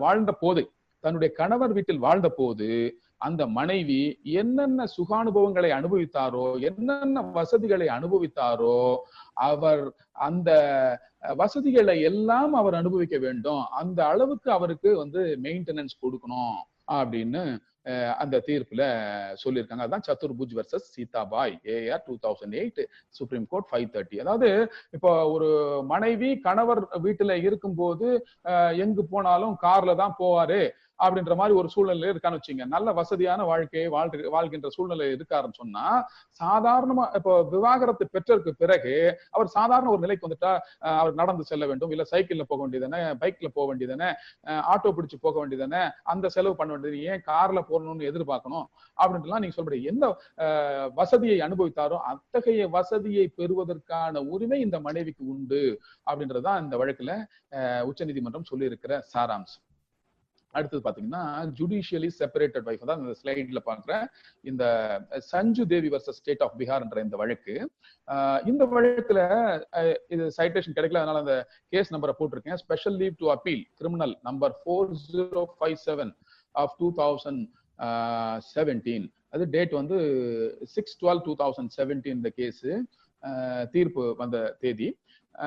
இந்த வழக்குல பொறுத்த வரைக்கும் பாத்தீங்கன்னா உச்சநீதிமன்றம் நீங்க டிவோர்ஸ் ஆன ஒரு வைஃபுக்கே வந்து ஜீவனாம்சம் வாழ்க்கை பொருளுதவி கொடுக்கும் போது ஜுடிஷியலி செப்பரேட் ஆன வைஃபுக்கு ஏன் நீங்க வந்து இதை மறுக்கணும் அப்படின்னு சொல்லி ஒரு கேள்வி எழுப்பி மறுக்க கூடாது என்று கூறி ஜுடிஷியலி செப்பரேட்டட் வைஃப் நீதிமன்றத்தின் மூலமாக விவாகரத்து வழங்கப்படாமல் நீங்கள் பிரிந்து வாழலாம் என்று ஒரு தீர்ப்பு ஜுடிஷியல் செப்பரேஷன் கொடுத்திருக்கிற வழக்குல கூட அந்த மனைவிக்கு வாழ்க்கை பொருளுதவி வழங்கலாம் என்று சொல்லியிருக்காங்க. எஸ். அதுக்கப்புறம் இப்ப வைஃபுக்கு வந்து இந்தந்த காரணங்கள்ல மெயின்டெனன்ஸ் கொடுக்கணும்னு பார்த்துட்டோம். நம்ம எந்தெந்த மாதிரியான வைஃபுக்கு நம்ம கொடுக்கலாம்னு பார்த்துட்டோம். இப்போ எந்த கிரவுண்ட்ஸ்ல நம்ம இவங்களுக்கு ரெஃப்யூஸ் பண்ணலாம், எந்தெந்த கிரவுண்ட்ஸ் இருந்தா வைஃபுக்கு வந்து மெயின்டெனன்ஸ் ரெஃப்யூஸ் பண்ணலாம் அப்படின்னு பார்த்தோம்னு சொன்னா, அது வந்து பிரிவு 125 உட்பிரிவு 4ல தெளிவா சொல்லப்பட்டிருக்கிறது. அது என்னன்னா, ஃபர்ஸ்ட் வந்து அடல்டரி அப்படின்னா ஒரு பிறன்மனை கூடுதல் அப்படின்னு சொல்ற வகையில ஒரு பெண் கணவன் அல்லாத வேறு ஒரு நபரிடத்துல உடலுறவில் ஈடுபட்டிருந்தா அது அடல்ட்ரின்னு சொல்றோம். அந்த உறவில இருக்கிறவங்களை நீங்க அவங்களுக்கு மெயின்டெனன்ஸ் கொடுக்க வேண்டிய அவசியம் இல்லை. அதாவது அதுல கூட என்ன சொல்றாங்கன்னா, single act of adultery is not sufficient to deny her maintenance.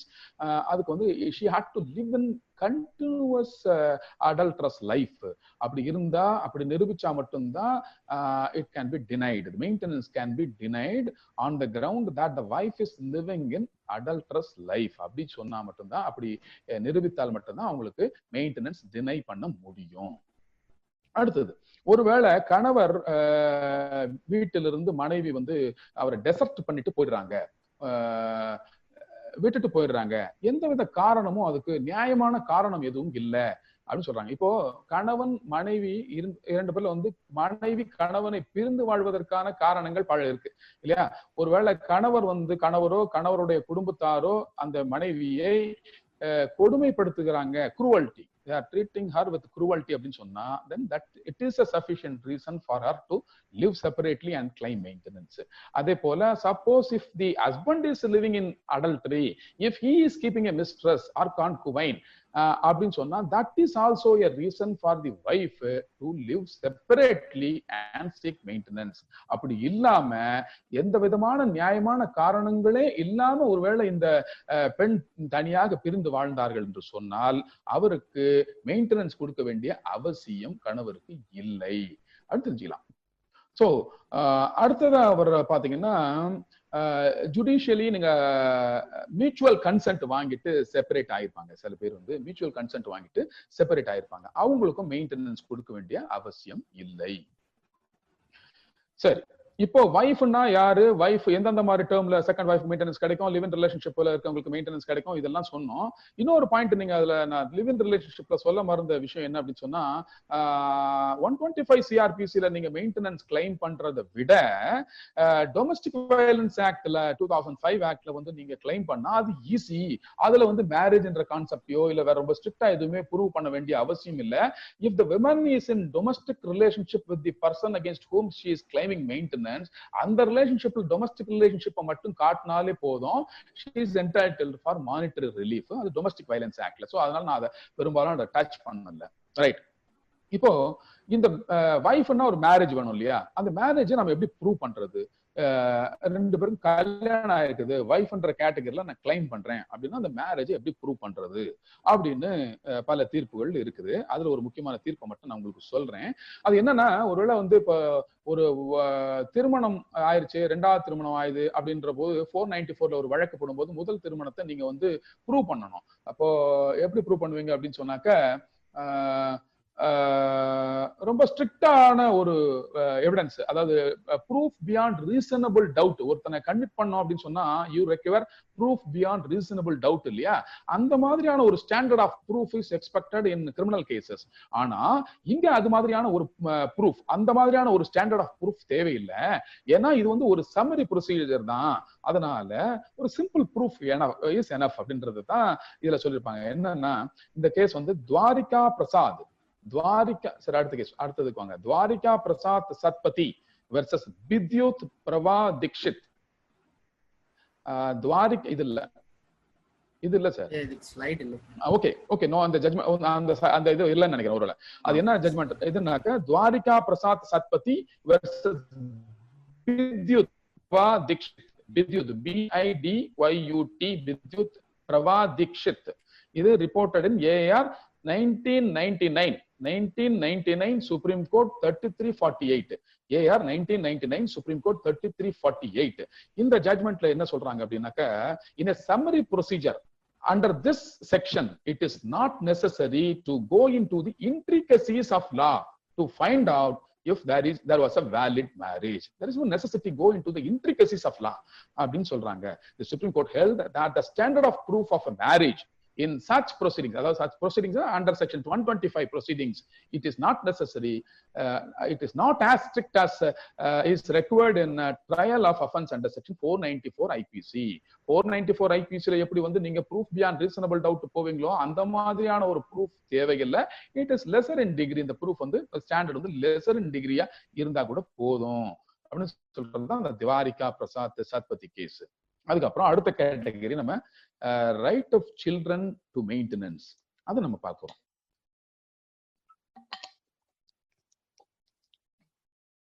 ஏற்கனவே சொன்னது போல, I have already stated that minor children are entitled to maintenance from their father, legitimate or illegitimate. எந்த சைல்டா இருந்தாலும் சரி, சட்டப்பூர்வமான குழந்தையா இருந்தாலும் சரி, இல்ல சட்டப்பூர்வம் இல்லாத குழந்தையாக இருந்தாலும் சரி, அவர்களுக்கும் maintenance கிடைக்கத்தக்கது. As long as they are unable to maintain themselves, they are entitled for maintenance அப்படின்றது தான் பாயிண்ட். அதே மாதிரி அப்போ ஒருவேளை அந்த குழந்தைங்களுக்கு மெயின்டெனன்ஸ் கொடுக்குறோம், ஒரு டிவோர்ஸ் ஒய்ஃபோ வந்து குழந்தை இருக்கிறாங்க, வைஃப் இருக்கிறாங்க, இந்த குழந்தைங்களுக்கு மெயின்டெனன்ஸ் கேட்கறாங்கன்னு வச்சுக்கோங்க. மெயின்டெனன்ஸ் கேட்கும்போது இந்த டிவோர்ஸ்ட் விமனுடைய இன்கமை வந்து கன்சிடர் பண்ணி, நீங்க உங்க அம்மாவே இவ்வளவு சம்பாதிக்கிறாங்கப்பா, உனக்கு நான் ஏன்ப்பா மெயின்டெனன்ஸ் தரணும் அப்படின்னா அப்பா கேட்க முடியாது. Maintenance for the children is separately, it has to be separately decided. செப்பரேட்லினா அவங்க வந்து independent of the income of the mother of the child, you have to decide the quantum of maintenance as far as the minor children are concerned. இது சம்பந்தமான வழக்கு தான் கன்வார் தங் versus Vasudev. இது வந்து ஒரு இமாச்சல் பிரதேஷ் ஜட்ஜ்மெண்ட். கன்வார் தங் வெர்சஸ் வசுதேவ் தங் அப்படின்னு அந்த வழக்கு வந்து 1977 criminal law journal 1008 Himachal Pradesh judgment. அதாவது இன்கம் கன்சிடர் பண்ணக்கூடாது, அம்மாவோட இன்கம் பசங்களுக்கு போடும்போது பண்ணக்கூடாதுன்றதுக்காக. சரி, மேஜர் சில்ட்ரன் அடுத்து வந்து பாத்தீங்கன்னா, major children are also entitled for maintenance when they are having some kind of disability நான் ஏற்கனவே சொன்னேன். அதாவது it may either be a physical disability, mental disability, or out of some injury they may be disabled. அந்த மாதிரியான சிச்சுவேஷன்ல major children கூட when they are in a position to not in a position to maintain themselves, they are entitled for maintenance. இது சம்பந்தம். அதுக்கப்புறம் பாத்தீங்கன்னா இது major children with difficulty பார்த்தோம். இப்ப பாருங்க, மேஜர் சில்ட்ரனா இருந்தா கூட இப்ப ஒரு அன்மேரிட் டாட்டருக்கும் மெயின்டெனன்ஸ் கொடுக்கலாம் அப்படின்னு ஒரு தீர்ப்பு வந்திருக்கு. பாம்பே ஹைகோர்ட் தீர்ப்பு அது. அதான் அந்த டிஸ்பிளேல நீங்க பாக்குற அந்த தீர்ப்பு. அது என்னன்னா, Agnes Lily Irudaya, Agnes Lily Irudaya versus Irudaya Kani Arasan 2018 SCC online Bombay 617. Unmarried daughter, அவங்களுக்கும் அவங்க கல்யாணம் நடக்கிற வரைக்கும், திருமணம் நடைபெறுகிற வரைக்கும் unmarried daughter is also entitled for maintenance from her father அப்படின்னு அந்த தீர்ப்புல சொல்லியிருக்காங்க. ஸோ அதுல ஒரு சின்ன டீவியேஷன், அதாவது நார்மலா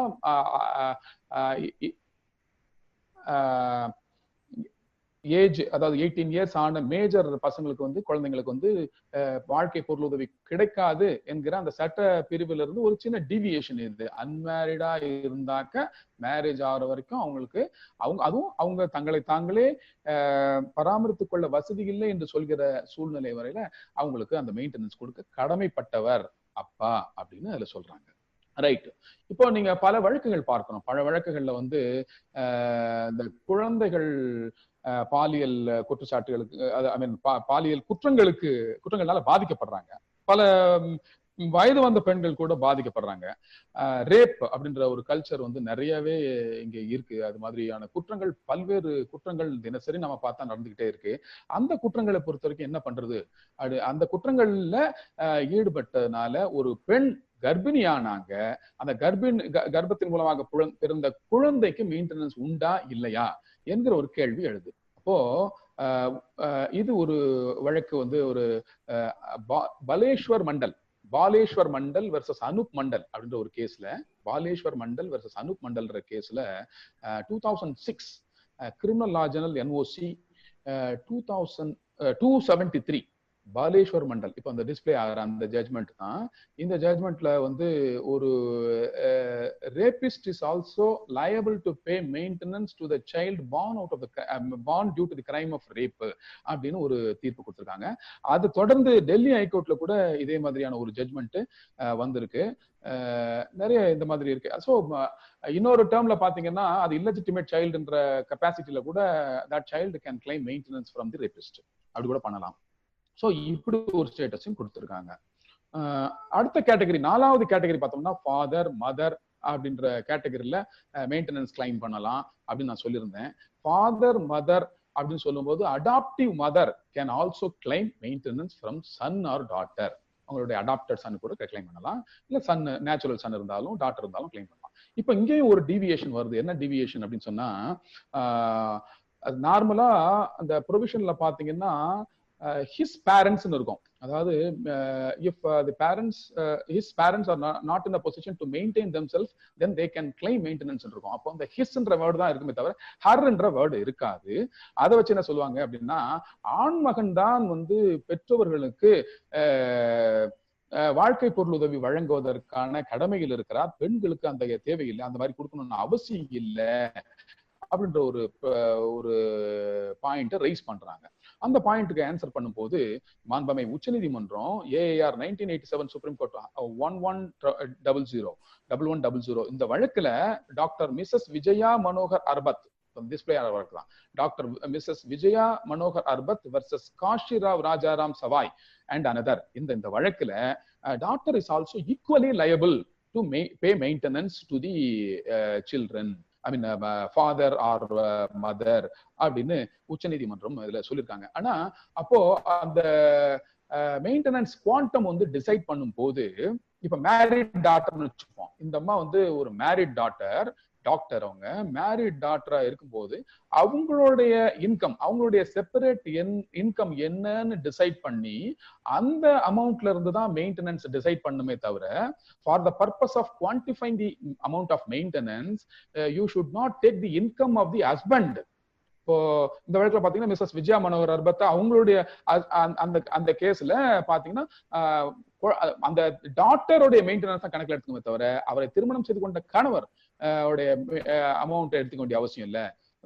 திருமணமான பெண் அவருடைய தனிப்பட்ட சம்பளத்திலிருந்து ஒரு தொகையை, குறிப்பிட்ட தொகையை பராமரிப்பு தொகையாக பெற்றோருக்கு வழங்க கடமைப்பட்டவர். ஏன்னா இப்ப நம்ம வந்து ஈக்குவாலிட்டி பேசிக்கிட்டு இருக்கோம், ஆண் பெண் எல்லாருமே சமதான் அப்படின்னு சொல்லும் போது இந்த மாதிரி இந்த லயபிலிட்டிலையும் வந்து பெண்கள் ஆண் குழந்தைகள் இல்லாத சமயங்கள்லாவது எடுத்துக்கொள்ள வேண்டிய சூழ்நிலை இருக்கு. ஆனா ஆண் குழந்தை இல்லைன்னா தான் பண்ணணும்னு இல்லை, பெண்கள் தாராளமாக அவங்களுடைய பெற்றோர்களை சட்டப்படியும் மெயின்டைன் பண்றதுக்கு கடமைப்பட்டவங்க அப்படின்னு எடுத்துக்காட்டுறது தான் அந்த தீர்ப்பு. சோ அடுத்ததா இப்ப மெயின்டெனன்ஸ் சொல்லிட்டோம், யாரெல்லாம் மெயின்டெனன்ஸ் யார் கொடுக்கணும், யாரெல்லாம் மெயின்டெனன்ஸ் பெறலாம் அப்படின்றத சொல்லிட்டோம். சரி, இது எப்படி டிசைட் பண்றது, எவ்வளவு மெயின்டெனன்ஸ் கொடுக்கறது அப்படின்றது டிசைட் பண்றது, குவாண்டம் ஆஃப் மெயின்டெனன்ஸ் எப்படி டிசைட் பண்றது அப்படின்னு பார்த்தோம்னு சொன்னா அதுக்கு என்ன சொல்றாங்கன்னா, இப்ப சாதாரணமாவே ஒரு மெயின்டெனன்ஸ் பெட்டிஷன் வந்து வாழ்க்கை பொருளுதவி கோரி எந்த பிரிவுல வழக்கு போட்டாலும் சரி, ஹஸ்பண்ட் என்ன செய்வாரு, வர்றவர் யார் மெயின்டெனன்ஸ் கொடுக்க வேண்டிய கடமையில இருக்கிறாரோ அவர் வந்து என்ன செய்வாரு அப்படின்னு சொன்னா, ஐயோயோ எனக்கு ஒரு வேலை கூட கிடையாது, ஒரு நிலையான வேலையே இல்ல அப்படின்னு சொல்லுவாரு, அதனால சம்பளமே எனக்கு வர்றதில்ல. இப்ப COVID-19 பீரியட்ல பரவாயில்ல, அதுக்கு முன்னாடி எல்லாம் என்ன சொல்லுவாங்கன்னா, உண்மையிலே சம்பளம் வரல எனக்கு, நீங்க இந்த மாதிரியான வழக்குகள் போட்டு என் மேல பல வழக்குகள் போட்டாங்க, அதனால நான் வந்து இந்த வழக்கு அட்டன் பண்றதுக்கு கோர்ட்டுக்கு வந்து டெய்லி கோர்ட்டுக்கு வர்றதுனால லீவ் போட்டு வர முடியாதனால என்ன வேலையில இருந்து நீக்கிட்டாங்க, அதனால இப்ப வேலை இல்லாம சும்மாதான் இருந்துகிட்டு இருக்கிறேன் அப்படின்னு சொல்லுவாரு. இல்லன்னு சொன்னா, நான் இப்ப பிசினஸ் வச்சிருக்கேன் சொன்னா அந்த பிசினஸ் ஒழுங்கா நடக்கவே இல்லை அப்படின்னு சொல்லுவாரு. இந்த மாதிரி பல்வேறு காரணங்களை சொல்லி, ஏதாவது ஒரு காரணம் கண்டுபிடிக்கிறது நமக்கு எல்லாம் சொல்லி தர வேண்டிய அவசியம் இல்லை, பல காரணங்களை சொல்லி அந்த மெயின்டெனன்ஸை எப்படி அவாய்ட் பண்றது. நான் முதல்ல சொன்ன மாதிரி மான் கொஞ்சோண்டு தண்ணி இருந்தாலும் அதை தன்னுடைய இணைமானுக்கு பகிர்ந்து கொடுத்து தாகம் தணித்தது போல நம்ம ஆட்கள் அவ்வளவு பரந்த மனப்பான்மையோட எல்லாம் இல்ல, நிச்சயமா அது நமக்கு நல்லா தெரியும். அப்போ என்ன செய்யறாங்கன்னா பல காரணங்களை சொல்றாங்க மெயின்டெனன்ஸ் கொடுக்க முடியல, எனக்கு ஏஜ்டு பேரண்ட்ஸ் இருக்காங்க, அவங்கள மெயின்டைன் பண்ண வேண்டிய நிலைமையில இருக்கிறேன், இன்னும் அது இருக்கு இது இருக்குன்னு ஏகப்பட்ட காரணங்களை சொல்லுவாங்க, நான் கடன் வாங்கி இருக்கிறேன், நான் என்ன பண்றது, இவ்வளவு காரணங்களை சொல்லும் போது சுப்ரீம் கோர்ட் என்ன சொல்றாங்கன்னா, இந்த காரணங்கள்லாம் வந்து போதுமானது கிடையாது. ஒரு able பாடிட் man, young man he should be presumed be capable of earning sufficient money அப்படின்னு ஒரு தீர்ப்புல சொல்லியிருக்காங்க. நீங்க சும்மா நான் வேலை இல்லைன்னு சொல்ல முடியாது, நான் சம்பாதிக்கல அப்படின்னு சொல்ல முடியாது, அதெல்லாம் அந்த காரணங்கள்லாம் செல்லாது அப்படின்னு சொல்லிட்டு சந்தர் பிரகாஷ் வர்சஸ் ஷீலா ராணி சந்தர் பிரகாஷ் போத்ராஜ் வர்சஸ் ஷீலா ராணி சந்திர பிரகாஷ், இந்த வழக்குல AR 1968 டெல்லி 174 இந்த வழக்குல இந்த ஏபிள் பாடிடு யங் மேன் தியரிய ப்ரொபோன் பண்றாங்க. இந்த மாதிரி நல்ல உடல்நிலை தகுதியோடு இருக்கின்ற ஒரு மனிதன் அவன் வந்து நல்ல சம்பாதிக்கக்கூடிய நிலைமையில் தான் சம்பாதிக்கிறார் என்றுதான் அனுமானிக்க வேண்டும். அதை வச்சு அவர் வந்து தன்னுடைய பெர்சனல் லயபிலிட்டியை ஆஸ் அ ஹஸ்பண்ட் ஒரு பெர்சனல் லயபிலிட்டியை டிஸ்சார்ஜ் பண்ண வேண்டிய கடமையில இருக்கிறாரு. அது டைவோர்ஸ்ட் ஒய்ஃபா இருந்தாலும் சரி, சப்சிஸ்டிங் மேரேஜ்ல இருக்கிற ஒய்ஃபா இருந்தாலும் சரி, he has to maintain அந்த லயபிலிட்டியை நீங்க டிஸ்ஓன் பண்ண முடியாதுன்னு அந்த தீர்ப்புல சொல்லியிருக்காங்க. இதை பொறுத்த வரைக்கும் ஜஸ்பீர் கவுர் அடுத்த judgment Jasbir Kaur Sehgal versus district judge Dehradun, அந்த கேஸை பொறுத்த வரைக்கும் Supreme Court has laid down certain yardsticks for determination of the liability as well as amount. என்னென்ன liability அப்படின்னு பார்த்தீங்கன்னா, ஸ்டேட்டஸ் ஆஃப் த பார்ட்டிஸ், அவங்களுடைய பொருளாதார நிலையில் எப்படி இருக்கிறாங்க, அவங்க என்ன மாதிரியான ஒரு வாழ்க்கையை அவங்க நடத்திக்கிட்டு இருக்கிறாங்க அப்படின்றது status of the parties have to be seen first. அதுக்கப்புறம் ரெஸ்பெக்டிவ் நீட்ஸ்னா மெயின்டெனன்ஸ் கேட்கிற மனைவிக்கு என்னென்ன தேவைகள் இருக்கின்றன, அதே போல மெயின்டெனன்ஸ் கொடுக்க வேண்டிய நிலைமையில் இருக்கிற கணவருக்கு அல்லது அப்பாவுக்கு என்னென்ன மாதிரியான தேவைகள் இருக்கின்றன, அவருக்கு ஏஜ்டு பேரண்ட்ஸ் இருக்காங்களா, அவருக்கு வேற ஏதாவது கடன் இருக்கு, வேற ஏதாவது பிரச்சனைகள் இருக்கு, என்னென்ன லைபிலிட்டிஸ் அவருக்கு இருக்கு, இதெல்லாம் கன்சிடர் பண்ணணும் ஒரு பக்கம். அப்புறம் capacity of the husband to pay. சும்மா பே பண்ண முடியாதவர்கிட்ட நீங்க போய் 1 லட்சம் கொடு 2 லட்சம் கொடு அப்படின்னு போட்டுட்டு இருக்கிறதுல ஒன்றும் அர்த்தம் இல்லை. அவருடைய கெப்பாசிட்டி என்ன, அவர் கெப்பாசிட்டியை மறைக்கிறாருன்றது வேற. கெப்பாசிட்டியை மறைச்சா அவருடைய உண்மையான கெப்பாசிட்டி என்ன அப்படின்னு கண்டுபிடிக்க வேண்டியது நீதிமன்றத்தினுடைய கடமை. அதை நிரூபிக்க வேண்டியது அந்த மனு தாக்கல் செய்தவருடைய மனுதாரருடைய கடமையும் ஆகிறது. அந்த கெப்பாசிட்டியை கண்டுபிடிச்சு இவர் இந்த அளவுக்கு ஜீவனாம்ச தொகை நிர்ணயித்தால் அதை செலுத்துவார் என்ற நிலையில் ஒரு ஜீவனாம்சம், ஒரு சும்மா இமேஜினரியா சும்மா ஒரு ஃபேன்சியா ஒரு ஃபிகர் எல்லாம் கொடுக்காம ஒரு சரியான அளவுல இவருக்கும் தேவையான அளவு போதுமான அளவு அவர் ஸ்டேட்டஸ் மெயின்டைன் பண்ற அளவுக்கு அவருக்கும் போதுமான அளவு கொடுக்கக்கூடிய அளவுல நிர்ணயம் செய்யணும் அப்படின்றதுதான் சொல்றாங்க. அதை சொல்லும் போது உச்சநீதிமன்றம் வழக்கில் என்ன சொல்றாங்கன்னா, the sustenance does not mean and can never allow to mean a mere survival. சாதாரணமா உயிர் வாழ்ந்துகிட்டு இருந்தா போதுமானது, அதுக்கு கொடுத்தா போதும், மூச்சு விடுறதுக்கு தேவையான மூச்சு காற்று இருந்தா போதும், அதுக்கு அளவு சாப்பாடு இருந்தா போதும் அப்படிலாம் நீங்க சொல்ல முடியாது. Sustenance does not mean and can never allow to be mean a mere survival. A woman who is constrained to leave the marital home should not be allowed to feel that she has fallen from grace and move hither thither for arranging for sustenance. இதைத்தான் முதல்ல நான் உங்களுக்கு சொன்னேன். ஆரம்பத்திலே நான் உங்களுக்கு ஒரு 5:50 இருந்து ஒரு கவிதைய படிச்சு காட்டினேன். சுனைவாய் சிறுநீரை எய்தாதென்றண்ணி பிணைமான் இனிதுண்ண வேண்டி கலைமான் தன் கள்ளத்தின் ஊச்சும் சுரவென்பர் காதலர் உள்ளம் படர்ந்த நெறி அப்படின்னு நான் முதல்ல உங்களுக்கு நான் சொன்னேன். அதான் அந்த இதை பாத்தீங்கன்னா, தனக்கு இல்லாட்டியும் கூட பரவாயில்ல, தன்னுடைய இணைமான் அருந்த வேண்டும் என்று இருக்கின்ற சிறிதளவு நீரை கூட எப்படி ஒரு மான் விட்டு கொடுக்கிறதோ அது போன்ற மனநிலையில் கணவன் இல்லாவிட்டாலும் கூட அவங்கிட்ட இருக்கிறதுல பகிர்ந்துண்ணதுக்கு தனக்கு போக மிச்சத்தையாவது மனைவிக்கு கொடுத்து அவர்களையும் வாழ வைக்க வேண்டிய சூழ்நிலையை சட்டம் உத்தரவிட்ட பிறகாவது எடுத்துக்கொள்ளணும் அப்படின்றத நான் திரும்ப திரும்ப சொல்ல வர்றது. அதனால்தான் அந்த பாடலை 5:50 பாடலை நீங்களும் பார்க்கலாம். அந்த பாட்டை மிக அழகாக சொல்கிற அந்த பாடல், அதுதான் சட்டம் திருப்பி திருப்பி சொல்லுது. சரி, இப்போ நம்ம யார் யாருக்கு மெயின்டெனன்ஸ் கொடுக்கறது, யார் யார் மெயின்டெனன்ஸ் கொடுக்கணும், எவ்வளவு மெயின்டெனன்ஸ் கொடுக்கணும் என்பதையெல்லாம் பார்த்துட்டு இருக்கோம். அதுக்கு அடுத்ததா நம்ம இந்த மெயின்டெனன்ஸ் சம்பந்தமான வழக்குகளை எங்கே தாக்கல் செய்வது, எப்படி தாக்கல் செய்வது அப்படின்றத பத்தியும், அது என்னென்ன வழிமுறைகள் பின்பற்றப்படுகின்றன அப்படின்றத பத்தியும் பார்க்கலாம். சோ இது சம்பந்தமா பிரிவு 126 வந்து அந்த ப்ரொசீஜரை பத்தி சொல்லுது. சாதாரணமா எந்தெந்த மாவட்டங்களில் எல்லாம் குடும்ப நல நீதிமன்றங்கள் இருக்கின்றனவோ அந்தந்த மாவட்டங்களில் ஜீவனாம்சம் கோரிய, அதாவது வாழ்க்கை பொருளுதவி கோரிய மெயின்டெனன்ஸ் சம்பந்தப்பட்ட குவி மூசா பிரிவு 125 கீழான இந்த வழக்குகளை தாக்கல் செய்யலாம். ஒண்ணு. இது மட்டும் இல்லாம இப்போ இல்லைன்னா நீங்க மேஜிஸ்ட்ரேட் கோர்ட்ல நீங்க இந்த வழக்கை தாக்கல் செய்யலாம். இது ஒரு சிவில் ப்ரொசீஜர் மாதிரி தான். கிட்டத்தட்ட வந்து இந்த கோட் ஆஃப் கிரிமினல் ப்ரொசீஜர்ல இந்த ப்ரொவிஷன் இருந்தாலும் இட் இஸ் ஆஃப் சிவில் நேச்சர்னு சொல்லலாம். சிவில் நேச்சர் ப்ரொசீஜர் சொல்ல சிவில் நேச்சர் அப்படின்னு சொல்லலாம். அந்த கேஸ் வந்து சிவில் நேச்சர் தான். இது எதுவும் குற்றம் இல்ல, பனிஷ்மெண்ட் இல்ல. பனிஷ்மெண்ட் சப்ஸ்டிட்யூட்டா இருந்தா கூட இது குற்றம் அப்படின்னு சொல்லப்படலை. Right, procedures are civil in nature. அது மாதிரிதான் நடத்தணுமே தவிர நீங்க சார்ஜ் ஃப்ரேம் பண்றது, ட்ரையல் நடத்துறது அந்த மாதிரி எல்லாம் போயிடக்கூடாது. அதை எப்படி பண்றாங்கன்னு பார்ப்போம். முதல்ல எங்க தாக்கல் செய்யலாம் அப்படின்னு பாத்தீங்கன்னா, இப்போ கணவர் எங்கே இருக்கிறார், முதல் பாயிண்ட் பாத்தீங்கன்னா வேர் ஹி இஸ் அப்படின்னு சொல்றாங்க. வேர் ஹி இஸ் அப்படின்னா, இப்ப கணவருக்கு இருப்பிடம் ஒன்றாக இருக்கலாம், பிழைப்பிடம் வேறு ஒன்றாக இருக்கலாம். ஏதோ வேலை நிமித்தமாகவோ அல்லது டெம்பரரியாகவோ எங்கேயோ ஒரு இடத்துல ஸ்டே பண்ணிருக்கலாம். அந்த இடத்தில் கூட மனைவியோ குழந்தைகளோ மனு தாக்கல் செய்யலாம். ஒண்ணு. ரெண்டாவது பாத்தீங்கன்னா, where he or his wife resides, அதெல்லாம் எங்க அவர் வசிக்கிறார், சாதாரண வசிப்பிடம் எதுவோ அந்த இடத்தில் கூட அவர் வசிக்கிற இடத்தில் கூட தாக்கல் செய்யலாம். அப்படி இல்லைன்னு சொன்னா மனைவியோ குழந்தைகளோ எங்கு வசிக்கிறார்களோ அங்கு கூட தாக்கல் செய்யலாம். அதுக்கப்புறம் பாத்தீங்கன்னு சொன்னா கடைசியா எங்க வசிச்சார். இப்போ சில சமயங்கள்ல பாருங்க, கணவர் எங்க இருக்கிறான்னு விட்டு ஓடி போயிடுவாரு. அவரு கேரளால இருக்காரா, கர்நாடகால இருக்காரா, துபாய் போயிட்டாரான்னு நமக்கு தெரியாது. அந்த மாதிரியான சூழ்நிலையில அவர் எங்க இருக்கிறாருன்னு தெரியாம போயிடுச்சுன்னா நம்ம வழக்கு தாக்கல் பண்ண முடியாதோ என்று நினைக்க வேண்டிய அவசியம் இல்லை. ஏன்னு சொன்னா அவர் கடைசியாக எங்கு வசித்தார், அதாவது லாஸ்ட் நோன் ரெசிடென்ஸ் அப்படின்னு பார்த்து அந்த இடத்தில் மனுவை தாக்கல் செய்தார். பின்னாடி எங்க இருக்காருன்னு அவர் கண்டுபிடிச்சிக்கலாம். அது அப்புறமா. சோ கடைசியாக எங்கு வசித்தாரோ, கணவனும் மனைவியும் எங்கு கடைசியாக சேர்ந்து வசித்தார்களோ அங்கேயும் வழக்கு தாக்கல் செய்யப்படலாம். அல்லது இப்போ சப்போஸ் இல்லெஜிட்டிமேட் சைல்டுக்கு நீங்க வந்து மெயின்டெனன்ஸ் கோர்றீங்கன்னு சொன்னா அந்த தாயாருடன் எங்கு இந்த கணவர் வசித்தாரோ, இல்லெஜிட்டிமேட் சைல்டோட தாயாருடன் கணவர் எங்கு கடைசியாக வசித்தாரோ அந்த இடத்தில் கூட மனு தாக்கல் செய்யப்படலாம். அது எந்த இடத்துல வேணா கிட்டத்தட்ட தாக்கல் செய்யலான்ற மாதிரி கொண்டு வந்துட்டாங்க. சோ இது வழக்கு எங்கு தாக்கல் செய்யப்படலாம் அப்படின்றத பொறுத்து.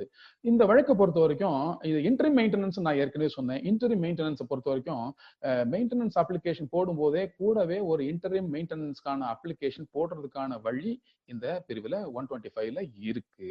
அப்படி போடும்போது நோட்டீஸ் சர்வ் ஆகிறதுக்கு முன்னாடி அலோ பண்றதை விட, ஆனா அப்படி போடுறதுல வந்து தவறு இல்லை. எக்ஸ்பார்ட்டியா கூட நீங்க வந்து மெயின்டெனன்ஸ் கொடுக்கறதுக்கான வழி, இன்டரிம் மெயின்டெனன்ஸ் கொடுக்கறதுக்கான வழி இருக்கு.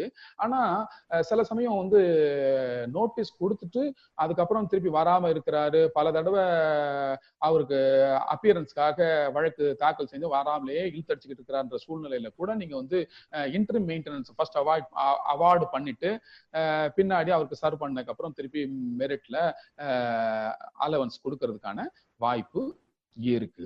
ஸோ இன்டரிம் மெயின்டெனன்ஸ் அப்ளிகேஷனை பொறுத்த வரைக்கும் ஏற்கனவே சொன்னது போல 60 டேஸ்க்குள்ள டிஸ்போஸ் பண்ணணும்.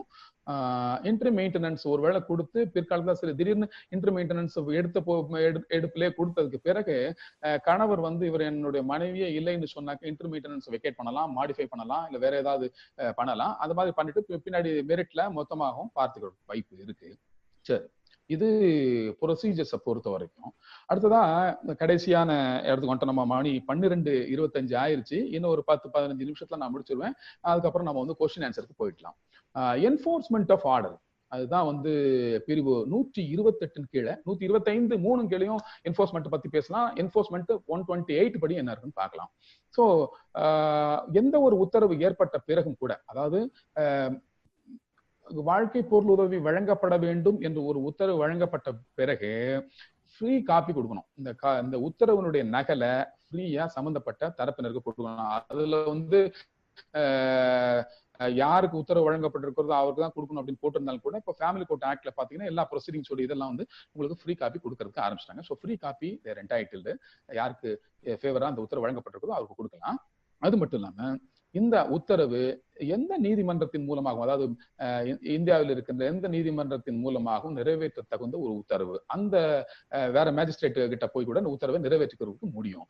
அந்த உத்தரவை நிறைவேற்றிக் கொள்ளும் போது அந்த குறிப்பிட்ட நீதித்துறை நடுவர் பார்க்க வேண்டிய சங்கதி என்னன்னா, ஐடென்டிட்டி ஆஃப் பார்ட்டிஸை முதல்ல சரி பார்த்துக்கணும். ஓஹோ, இந்த பார்ட்டி தான், இவங்க தான் இந்த ஃபேவர் உத்தரவு பெற்றிருக்கிறவங்க, இவங்களுக்கு தான் உத்தரவு கொடுக்கணும்னு சொல்றது, அதாவது என்ஃபோர்ஸ் பண்ணுறதை உறுதிப்படுத்திக்கணும். அது மட்டும் இல்லாம இந்த உத்தரவு ஏற்கனவே நிறைவேற்றப்படவில்லை, ஏற்கனவே இவங்க வந்து இந்த உத்தரவை வச்சுக்கிட்டு மெயின்டெனன்ஸ் வாங்கி இல்லை அப்படின்றத உறுதிப்படுத்தி கொண்டு சம்பந்தப்பட்ட பார்ட்டிட்டு அஃபிடவிட் வாங்குறதோ இல்லை வேறு விதமான ப்ரூஃப் வாங்கிக்கிட்டு நீங்க அதை ஃபாலோ பண்ணி வேறு எந்த நீதிமன்றத்திலும் கூட நீதித்துறை நடுவர் நீதிமன்றமாக கூட அல்லது ஃபேமிலி கோர்ட் மூலமாக கூட நீங்க நிறைவேற்றுவதற்கான வாய்ப்பு இதுல இருக்கு. ஒன்று. அடுத்தது, இந்த உத்தரவை எப்படி நிறைவேற்றுறது அப்படின்னு பாத்தீங்கன்னா 2-3 விதத்துல இதை நிறைவேற்றலாம். Arrest, attachment of movables, attachment of immovables, அப்புறம் அட்டாச்மெண்ட் ஆஃப் சேலரி, இப்படி பல விதங்கள்ல இதை நிறைவேற்றுறதுக்கு வழி இருக்குது. அட்டாச்மெண்ட் ஆஃப் மூவபிள்ஸ் பொறுத்த வரைக்கும் நீங்க வாரண்ட் இஷ்யூ பண்ண வேண்டியது அவசியம். பிரிவு 421 ஏல அட்டாச்மெண்ட் ஆஃப் மூவபிள்ஸ், இந்த ஸ்லைட்ல வந்து 421B, அடுத்த ஸ்லைடு வாங்க சார். 421 ஏல வந்து டிஸ்ட்ரைன்ட் வாரண்ட் இஷ்யூ பண்ணலாம். அது போலீஸ் மூலமா அட்டாச்மெண்ட் ஆஃப் மூவபிள்ஸ் பண்றதுக்கான வாய்ப்பு இருக்கு. அடுத்தது அட்டாச்மெண்ட் ஆஃப் இம்மூவபிள்ஸ், அது வந்து கலெக்டர் மூலமா நீங்க பண்றதுக்கு வாய்ப்பு இருக்கு. அதுவும் 421B, முதல்ல 421A, அடுத்து 421B, அது மூலமா அந்த அட்டாச்மெண்ட் பண்றதுக்கான வாய்ப்பு இருக்கு. சேலரி அட்டாச்மெண்ட் பண்ணலாம். அது பிரிவு 431 CRPC படி அட்டாச்மெண்ட் பண்றதுக்கான வாய்ப்பு உண்டு. அரெஸ்டும் பண்ணலாம். அரெஸ்ட் பண்ணலாம். இப்போ இந்த உத்தரவை மதிக்காத ஒரு நபர் அவரை எப்படி அதை மதிக்க வைப்பது என்று சொன்னால், பிரிவு 125(3) கீழே அரெஸ்டுக்கு உத்தரவிடலாம். அது ஃபார்ம் 18 CRPC ஃபார்ம் 18ல அதுக்கான வாரண்ட் இருக்கு. அந்த வாரண்ட் டிஸ்ட்ரெஸ் வாரண்ட் பேர், டிஸ்ட்ரெஸ் வாரண்ட். அந்த வாரண்ட்டை இஷ்யூ பண்ணி அவரை அரெஸ்ட் பண்ணி அவரை வந்து உத்தரவை மதிக்கும்படி, உத்தரவை நிறைவேற்றும்படி சொல்றதுக்கான வாய்ப்பு உண்டு. அதே நேரத்துல மூவபிள்ஸ் அட்டாச் பண்ணலாம், இமூவபிள்ஸ் அட்டாச் பண்ணா ஏற்கனவே நான் சொல்லிட்டேன். அதுக்காக வந்து ஃபார்ம் நம்பர் 19 அப்புறம் ஃபார்ம் 44 இதெல்லாம் இருக்கு. சிஆர்பிசில நீங்க புக்கை பாத்தீங்கன்னாலே பின்னாடி ஃபார்ம்ஸ் இருக்கு. அந்த ஃபார்ம்ஸ் படி வாரண்ட் இஷ்யூ பண்ண வேண்டியது நீதித்துறை நடுவருடைய அல்லது குடும்ப நல நீதிமன்றத்தினுடைய நீதிபதியினுடைய கடமை. ஸோ இது சம்பந்தமான வழக்கு அதை நான் ஸ்லைட்ஸ்ல போடல, நான் சொல்லிக்கிறேன். பல வழக்குகள் இருக்குது. அதை நான் உங்களுக்கு குறிப்பா சில வழக்குகளை மட்டும் நான் சொல்றேன். அதுல ஒரு வழக்கு நான் உங்களுக்கு ஒரு இன்ட்ரெஸ்ட் இருக்கு. Right, okay. இந்த ராஜ்குமார் முத்தையா வெர்சஸ் கமிஷனர் அப்படின்ற ஒரு வழக்கு நீங்க 2வதா இருக்கிற வழக்கை பார்த்தீங்கன்னா, அந்த கேஸ் பாருங்க. அது வந்து மதுரை ஹைகோர்ட் பெஞ்சில் வந்து டிசைட் பண்ணது, மெட்ராஸ் ஹைகோர்ட் மதுரை பெஞ்சில் டிசைட் பண்ண ஒரு வழக்கு. அந்த வழக்குல M Rajkumar alias Muthiah versus the commissioner. இந்த வழக்கு ஹெச்சிபி வழக்கு. அது வந்து ஒரு ஹெச்சிபி ஏபிஎஸ் கார்பஸ் பெட்டிஷன். என்ன அப்படின்னா, ஒரு ஹஸ்பண்டை வந்து அரெஸ்ட் பண்ணி மெயின்டெனன்ஸ் பே பண்ணல, 83 மாசத்துக்கு மெயின்டெனன்ஸ் பே பண்ணாம இருக்கிறாரு. கிட்டத்தட்ட 4,83,000 ரூபாய் வந்து மெயின்டெனன்ஸ் பாக்கி வச்சிருக்கிறாரு. அதை நிறைவேற்றணும் அப்படின்னு சொல்லி ஒரு மனு தாக்கல் செஞ்சு, அந்த மனு தாக்கல் செஞ்சது மூலமா அவர் அரெஸ்ட் பண்றதுக்கு மனு தாக்கல் செய்து அந்த நீதிபதி என்ன செய்யறாங்க அப்படின்னா, ஒரு மாத தவறுகைக்கு, அதாவது ஈச் மந்த் டிஃபால்ட் 1 மந்த் வரைக்கும் இம்ப்ரிசன்மெண்ட் கொடுக்கலான்னு இருக்கு. அதன்படி 125 கீழே அதன்படி பாத்தீங்கன்னா 83 மாச டிஃபால்ட்டுக்கு 41.5 மாசம், ஒரு மாச டிஃபால்ட்டுக்கு மேக்சிமம் 30 நாள் கொடுக்கலாம். ஆனா ஒரு மாச டிஃபால்ட்டுக்கு 15 நாள் என்ற வீதத்துல 41.5 மாசத்துக்கு இம்ப்ரிசன்மெண்ட் ஆர்டர் போட்டாங்க. எவ்வளவு லாங் இம்ப்ரிசன்மெண்ட் பாருங்க. ஆனா முன்பெல்லாம் என்ன பண்ணுவாங்கன்னாக்கா, ஒரு மாசத்துக்கு மேல அவரை வந்து ஜெயில வைக்க முடியாது அப்படின்னு ஒரு இன்டர்பிரேஷன் கொடுத்தாங்க. ஈச் டிஃபால்ட்ன்றதை கவனிக்காம ஒரு மாசம் தான் வைக்கலாம் அப்படின்னு சொல்லியிருந்தாங்க. ஆனா இதுல வந்து ஒரு ஈச் டிஃபால்ட் கணக்கு போட்டு 41.5 மாசம் போட்டு அவங்களை அரெஸ்ட் பண்ணி ரிமாண்ட் பண்ணதுக்கு அப்புறமா, ஜுடிஷியல் கஸ்டடியில வச்சதுக்கு அப்புறமா அவர் என்ன பண்றாரு, ஒரு உயர்நீதிமன்றத்துல ஹேபியஸ் கார்பஸ் மனுவை தாக்கல் செய்யறாரு. ஏன்னா நான் இல்லீகல் டிடென்ஷன்ல இருக்கேன், ஒரு மாசத்துக்கு மேல என்ன டிடைன் பண்ண முடியாது, இப்படி டிடைன் பண்ணது தப்பு அப்படின்னு சொல்லிட்டு ராஜ்குமார் அலைஸ் முத்தையா ஒரு கன்டென்ஷன் எடுக்கிறாரு. ஆனா அந்த ஹேபியஸ் கார்பஸ் பெட்டிஷனை மெயின்டெனபிலிட்டிக்காக போஸ்ட் பண்றாங்க, நம்பர் பண்ணாமலே.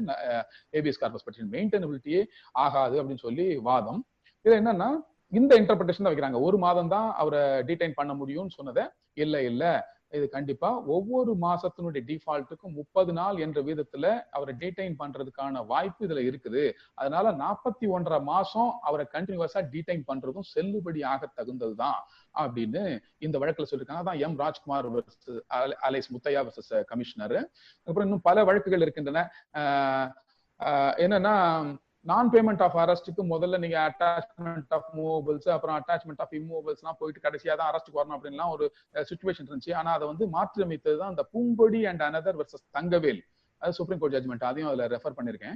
பூங்கொடி அண்ட் அனதர் வெர்சஸ் தங்கவேல். இந்த ஜட்மெண்ட்ல ஸ்ட்ரெயிட்டாவே அரெஸ்ட்டுக்கு போகலாம். மூவபிள் அரெஸ்ட் பண்ணி அப்புறம் இம்மூவபிளுக்கு போய் அதுக்கப்புறம் தான் அரெஸ்ட் பண்ணணும்னு அவசியம் கிடையாது. ஸ்ட்ரெயிட்டாவே நீங்க ப்ரொசீஜர் 125 ஃபாலோ பண்ணீங்கன்னா you can order for arrest by issuing arrest warrant under form number 18 distress warrant.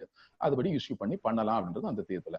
So இப்படி பல்வேறு விதங்கள்ல அரெஸ்ட் பண்ணியோ, அட்டாச்மெண்ட் ஆஃப் சேலரி மூலமாகவோ, மூவபிள்ஸ் அல்லது இம்மூவபிள்ஸ் மூலமாகவோ இந்த ஜீவனாம்ச வழக்குகள்ல ஒரு முடிவுக்கு கொண்டு வர முடியும். ஜீவனாம்சம் செலுத்தப்படாத இருந்தால் அவற்றை செலுத்தப்படுவதற்கான ஏற்பாடுகளை செய்ய முடியும். இது சட்டம் வகுத்திருக்கின்ற வழிமுறைகள். ஆனால் திருமணம் செய்து கொண்டு திருமண பந்தத்தில் இருக்கின்ற ஒவ்வொரு மனிதனும் தன்னுடைய மனைவியையும் குழந்தைகளையும் பெற்றோரையும் பாதுகாக்க வேண்டிய கடமை அவர்களுக்கு இருக்கிறது என்பதை சொல்லி தெரிய வேண்டிய அவசியம் இல்லை. ஸோ எந்த மாதிரியான ஒரு சுச்சுவேஷன் பண்ணணும்னா, மெயின்டெனன்ஸே செலுத்தக்கூடாது அப்படின்னா என்ன அர்த்தம்? மெயின்டெனன்ஸ் கேட்டு ஒரு மனைவியோ ஒரு குழந்தையோ ஒரு பெற்றோரோ நீதிமன்றத்தினுடைய படிக்கட்டுகளை தொட்டு விடாமல் பார்த்து கொள்ள வேண்டியது ஒரு நபரனுடைய கடமையாக இருக்கிறது. அது ஆணாக இருந்தாலும் சரி, பெண்ணாக இருந்தாலும் சரி. ஏன்னா டாட்டர்ஸ் லைபிலிட்டி நான் ஏற்கனவே சொல்லியிருக்கிறேன், சம உரிமை இருக்கிறது. ஸோ அந்த மாதிரியான ஒரு நிலை இந்த சமுதாயத்தில் எவருக்கும் ஏற்பட்டு விடாமல் நீங்க பார்த்து கொள்ள வேண்டும் என்ற வேண்டுகோளோடு இன்றைய உரையை நான் முடிக்கிறேன். நீங்க கேள்வி பதிலுக்கு போகலாம். மணி இப்போ 12:35 ஆயிடுச்சு. 25 நிமிஷம் நம்ம கேள்வி பதில் வேறு உரையாடல்களை வைத்துக்கலாம். நன்றி நன்றி நன்றி. நன்றிங்க.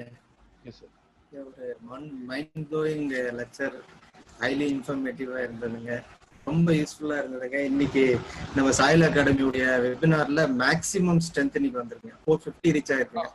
நம்ம வெபினார்லயே ஏதோ ஹையஸ்ட் பார்ட்டிசிபென்ட்ஸ் கலந்துட்டு இருந்திருக்காங்க.